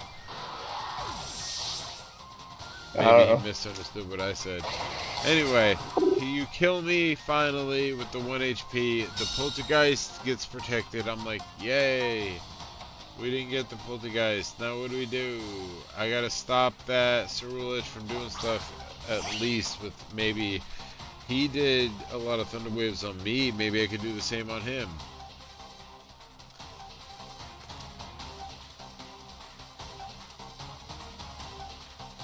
See, I'm like fake out, right? Like charm would have been great here.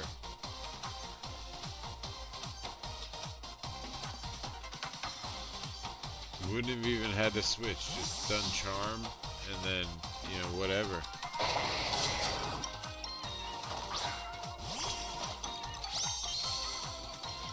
But I second guess myself. We get the Thunder Wave off.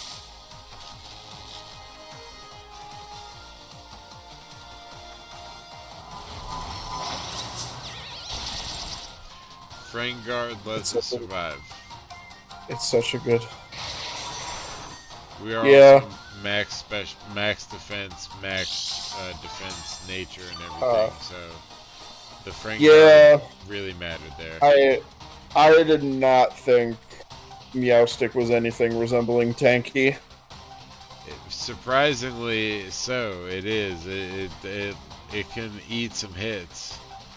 I figured it a lot. It's cute. I figured Shadow Sneak with stab, super effective life orb would be enough. Can you imagine if I charmed you there? You would have been like, what? But no, I'm an idiot. I didn't charm anybody anywhere. That's okay. I'm an idiot and didn't poltergeist, so. Yeah, poltergeist would have killed for sure. Yeah, 100%. Snow comes out, hits the rocks. I'm like, okay, follow me, I guess. Downed proof, or sorry, bulletproof. Obama still. The sun. Fair enough. Psychic. Enough damage to not kill it.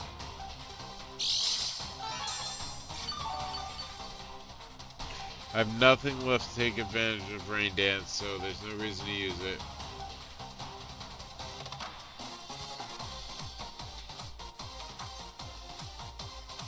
And then the rest of this match is very much Thunder Wave dependent.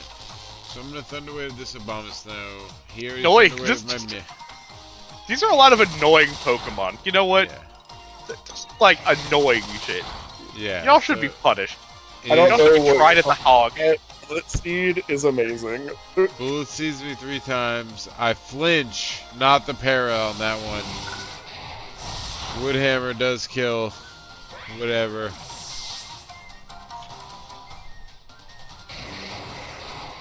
Ian, I have a question. At what point did you realize, oh god, that's King's Rock?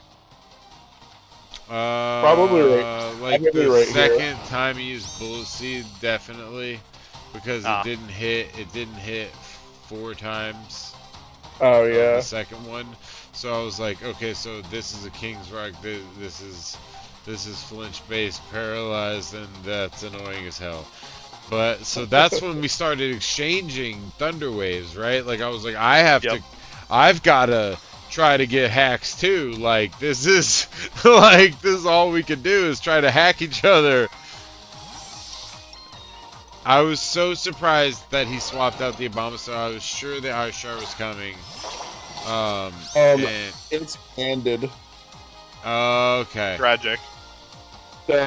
So yeah, And then we got the paralysis. I like had, because at this point I'm like, okay, I only have like Bullet Seed. I can't pair the Garchomp. I like the Ceruledge isn't crazy good into him, so I was like, I think the Abomasnow has to be our Garchomp answer. So I missed a pop bomb there, which You didn't. You got parried, but yeah. Well, yeah, that's what I'm saying, Tragic. right? Like I missed the para. I got the para on the pop bomb, which would have. No, you protected that turn. No, you either protected or you probably went followed faster because Even you went faster still, than the I would have survived that turn. yeah. And that was the point. And Now is we got- everyone ready for the play of the game? Here we go. I'm like, I hit? Fuck this electrode. Fuck this electrode. I hate this electrode. What do I do? What do I do? What do I do? How many? Okay. He's got that many turns to reflect up. I'm gonna protect. I'm gonna fucking Dragon Claw and try to get the kill. You got one turn to reflect up. Or is it not here? It happens. It could be here. It's the Dragon next Claw, turn no. that you're talking Yeah. about. Yeah, stay there, Electrode. God, We pulled the Electrode. guys- Oh my God. We double protect, so we get the double protect. We're like clean on this, right? Reflect wears off. We're like, okay, so he has to either set it back up, he has to set it back up manually, or we get the kill. So like, how are we going to do this, Brian? Like, Dan, whoever I'm playing, like I don't know based on the avatar, but he gets the Thunder Wave. And oh no, so that goes down. I get the kill. Okay, we're clean. Aftermath. Okay, I was a little upset about that. Aftermath. I was a little upset about That's that. so funny. Rage Fist clean clicks and hits the fucking thing, but doesn't kill. Doesn't kill. And then I get Paralysis. the Fully sickest full para. After you paralyzed, flinched me like fucking. Wait, three hold on a times. second. Hold on a second. Brian, I now understand why you bitched about getting parried. However, you do not get to bitch about being parried after this game. No, I do. You do not. Yeah, all of Ian's mons were like 3 times more likely, and like this specific turn, it needed to get parried. And then we drain punch, we get the kill, and now we're clean. We're clean for the dub. Oh, thank God, thank Christ we got that para on that turn, right?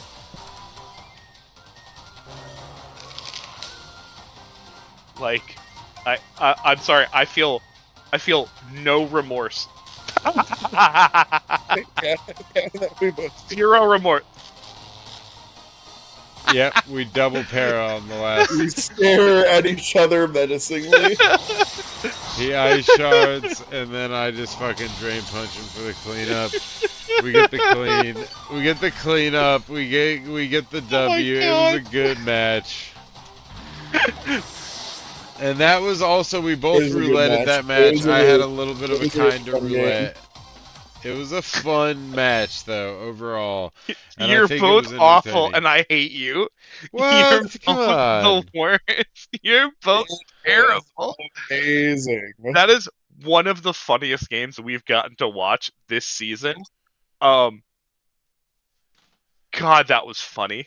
Oh my God. That was a, I want to bring that electrode set more.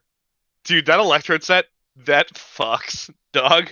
that Electro set was really annoying. I was upset that we saw that. Would not like to see it again if we can avoid it, but I would love Uh, to see it again. Philip, at any point you can join the streamers voice channel. I'm gonna go ahead and lead off into this real quick before we'll go to the standings in a second. I do want to say next week they have agreed to, if I'm not mistaken, Brian, you and Brendan will do a live match next week at the end of the stream. And I believe we're rouletting. Okay, and they are rouletting, Hey. so they won't do that live, but we do have a Phil versus Speakman roulette live. I'm not sure if they're going to tell each other they're two, like me and Jay did, but Oh, that's I'll up tell to him them. my two. I don't care.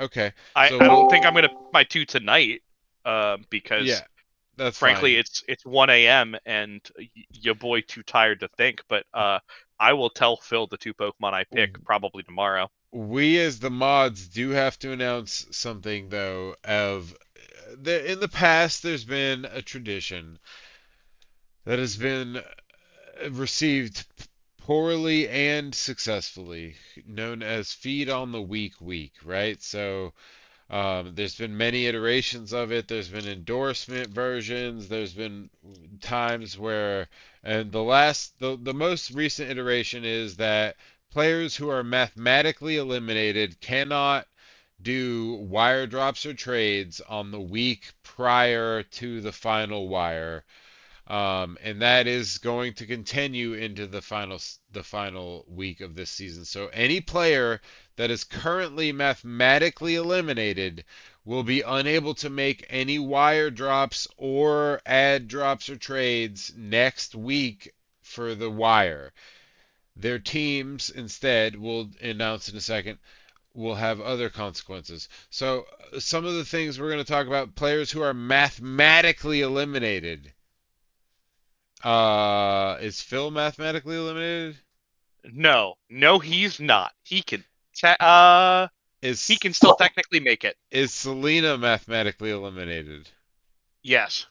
No, Selena is not mathematically eliminated. Okay, so here's the deal. Right now, only Jalen and Gantz are mathematically eliminated. Before the wire of next week, we will announce if there are any other additional players mathematically. That would be, Phil, Selena, J Wade, SB. I don't think that's possible, but Phil and Selena are possible, and J Wade, SB, Justin, and Speakman are potential players who may be mathematically eliminated next week. I still don't think it's super possible, but I do think that Phil and Selena have a possibility of being mathematically eliminated. Anybody who is mathematically eliminated at the start of the wire for next weekend, which is week 11 going into week 12, the final week. You will not be allowed to make any changes to your teams. I'm sorry, you're fucked. Just take the L because you already lost. You just can't. You have the team that you have. So if you're mathematically eliminated, so Jalen and Gantz, I'm sorry, your teams cannot change next week or for the rest of the season. Phil and Selena, you have 1 week left. If either of you lose next week, you can't change your team. It's over for you. And if you lose by a certain margin, you may also be in that same boat. Everybody else, you got a little bit of a chance. And then moving forward, we as the mods have decided that the feed on the week, which has been both received well and received negatively because of the imbalance of power that it addresses, will be adjusted this time. So, in players who cannot move between next week and the final week, and then all players who are mathematically eliminated going into playoffs will have their teams drop to the wire moving into the final wire week, but only their non-Astrus Pokemon. All Astrus Pokemon will be locked onto their teams. You cannot pick up anybody's dead Pokemon, Astrus Pokemon. If their team is dead, you cannot touch their Astrus Pokemon. That Pokemon goes down with their team. You will only be able to feed on the week through a wire pickup of their normal non-Astrus Pokemon on the last wire leading into playoffs. So that's how that's going on moving forward. There you go. That's Rest your in announcement. fucking peace, Incineroar, Metagross, Hisuian Typhlosion, and then one each of Gyarados, Ninetales, and Primarina.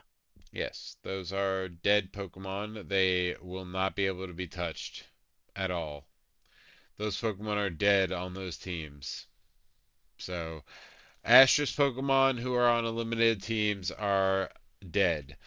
That is just what it is. Feed on the week is less feed on the week and more do what you can moving into that. Now, the last thing we can do, I think I can do a roulette somehow. Let me cue that up. You want me to do both your roulettes for the four? We'll do them one at a time. Yeah. Yeah, I was cool with that. Okay. I'm definitely cool with it. Wheel of names. We'll do that. We're gonna start with. I got Phil here. Welcome, Phil, and thank you, Brian, for joining us for the. You can still stay, obviously. I was just thanking you for joining us for the normal one. I'm gonna grab Phil's team first. We're gonna do Phil's four Pokemon. For those of you that don't know the rules, the way that this works is we're gonna do Wheel of Names. We're gonna pick four names out of a hat, and those Pokemon are gonna be locked in to these players' weeks. Let's see, Chrome. And here is the math, by the way. Phil, for you to stay in for playoff contention, you need to win both this week and next week 6-0. If you lose a single Pokemon over the next 2 weeks, you're out. You also need Mike to lose the next 2 games. Then the two of you are tied at 5 and 7 with a -4. Or actually, no, you would then win at that point. You'd win out because you'd be at -2. So you Well, got to yeah. win by 6 each That's week. a tall order. Yeah. It is what it You don't is. actually have to win by 6 for each thing. You just have to win by more than, I think, 8 total, and you need some very key losses by Key either Mike, numbers. Corey, Ian, or Brian. And key numbers in those losses too. Yeah. But so it's not far-fetched, but it's not impossible. So technically, I have to eat my words. You were not mathematically eliminated yet. Only 2 players have technically been mathematically eliminated, and Selena and Philip are not one of them. So let's go. We're gonna do your 4 real quick, Phil. Get ready to write them down. You ready? Text them to you. My bad. I'm trying not to die on the mic. All right, here we go. All right, start the first one. Here we go. We're rolling it. First Pokemon on Philip's team for week 11 is Kingdra.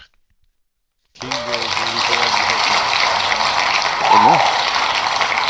Start out for we're going to remove that. We're going for number 2.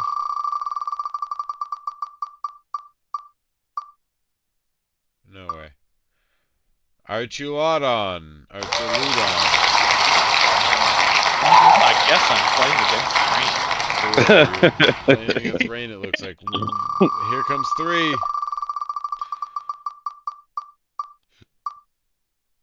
No way. Give it to me. Overquill.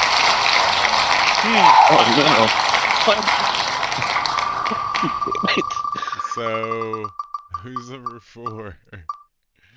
No fucking way. Taurus Aqua.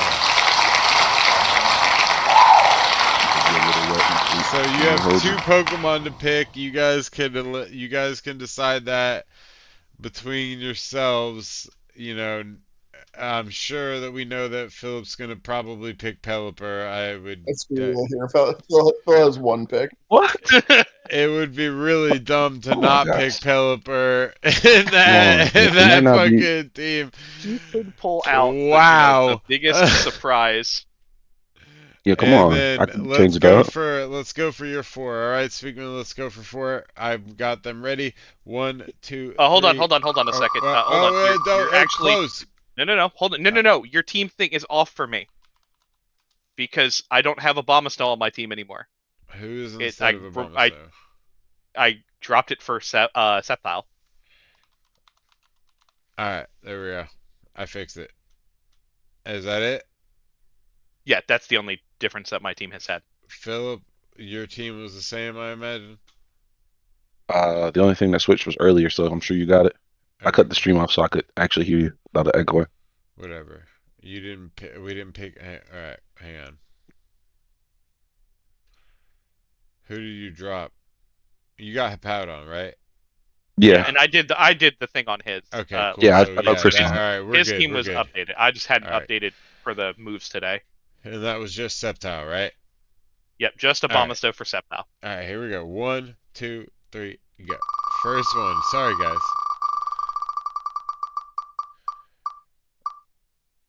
It's Sceptile. Sceptile is your first Pokemon. At least it's not Abomasnow. Right? It's not Abomasnow. That's true. Here we go. Number 2. Come on, do the next one. Yay! Hey! We're in mode. 2 grass types. I actually shouldn't have said do the next one. Espeon would have been better. This is not sounding exciting for me. You know, we're about to have a very funny game, Phil. Oh, OG Ursaluna. Urgi Ursaluna is number 3. Here comes number 4. The last Pokemon that is picked by random wire is going to be. Come on, is it going to switch? It does. Baxcalibur. All right. That is a Excalibur is your last solid 4 to Pokemon, look at. Speakman. There This we is go. gonna be. I'm gonna have to think about what the other two Pokemon I'm gonna bring are. Yeah, and That's interesting. Philip, Damn it. you pretty much have to bring Pelipper and then one other Pokemon. So, Yeah, uh, that makes life a little bit harder for me. so All right, Phil, Phil. So you here's the gotta question. win by a lot. Oh, yeah. Phil, do you want to reveal what the other Pokemon are to each other? I was thinking about that because I know Ian said they didn't reveal last week, and I was like, "Damn, that's We actually kind of a did. cool We twist." me Because you, and me and Jay did when we did it. We Yeah. revealed the same night actually. So what I did was I told Mm. him my first one, then he told me his next two. So he picked one and then two, and then I told him my last one. uh, honestly, I can do either. I kind of like the idea of the mystery, but I really don't mind sharing the last two, especially since you Mystery. It already. made it interesting for What's the team mystery? building I'm when cool we with knew all whatever. six. Dog, Yeah, I was whatever about to you think say is more fun. you already know my one. You know what one has to be. So So now it's like so pretty are much you mystery. saying It's you're like, well, picking it was Pelipper definitely for one? yes. Pelipper has to be there. All right, Look at so all this damn Pelipper is rain I gonna be got. one, and then Speakman, do you want to pick your one, or do you want to pick both and then Phil because Phil's was kind of obvious? Okay. I'm down to reveal what both of mine are, but I have Okay, to think about this for a second. Okay. Um, I feel bad now that I'm eating up stream time for this. nah, it's whatever. I Um, mean,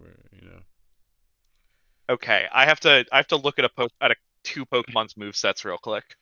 All All right, right. while we do that, I will just bring back up the standings.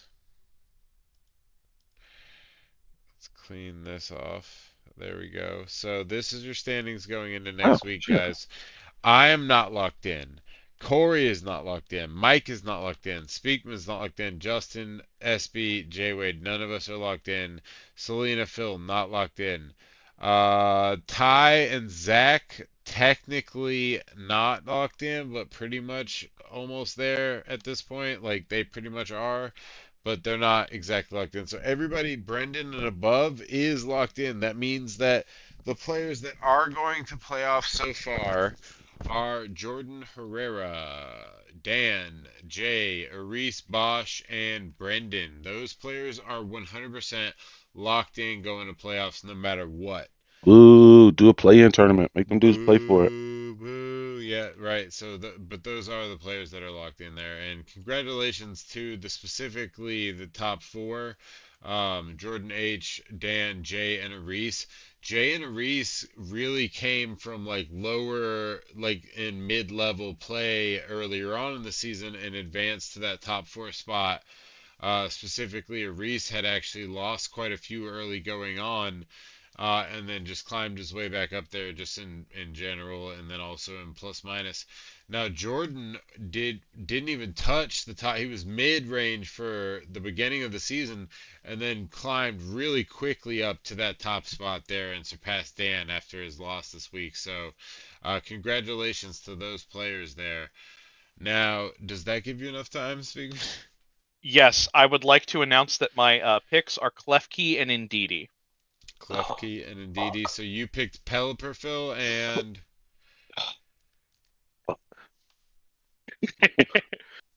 My goal is not to make this easy for you. This is going to be a I fun see game. that. You and I are going to play a real fun game of Pokemon. Oh, fuck. Okay. Damn it. come on. I'm Can, really torn. can I make a suggestion? And you do not have to take this. And I'm going to say this as your opponent, who is also going to give you the best advice. I think Scizor is really good into the six Pokemon that I I've was got gonna say selected that. I was gonna say I because that. it is know. I was good looking at. against Sceptile, Rotom, Bax, Klefki. Uh, I think that Mon really is just going to be the best bet, but you can decide otherwise. Now, The keep in only mind, other I mon. do know that Mon is scary to me, and I'm going to have answers to it. Yeah. The only that like it was honestly between Scizor and Mousehole, and I that's was where gonna my say brain has been going Mousehold was back and probably forth gonna be between your those other two. one. Makes sense. Because I was like, oh, fuck. So But you who's know your what? last one, Phil? Let's go with Scizor. Let's lock him All in. right, there it All right. is. Okay. There it is, you guys. So, Phil, apparently Jay was telling you to check your DMs. Anyway, guys, That is Oh locked no. in now. It's too late to check DMs now. Those are your standings going into week 11. Any players that are eliminated before the wire opens, we will make public announcements for going into the wire, and so you won't be able to trade with them if that happens. But if they're still technically not mathematically eliminated, they can trade in week 11 going into week 12. But anybody in week 12 that's mathematically eliminated, their teams are dropped, except for their Asterisk Pokemon, which are forever locked on their teams. Which means that all Asterisk Pokemon currently are locked on Jalen and Gantz's team, and that includes Incineroar. So that sucks. All right, guys. Well, we'll see you next week. Thank you so much for joining us for this super fucking late stream and the really long one. Philip, thank you for joining Still us. not as long as last week. Of Interesting. course, appreciate you having me. And Try not then to die on the mic. Brian, thank you so much for joining us for the stream.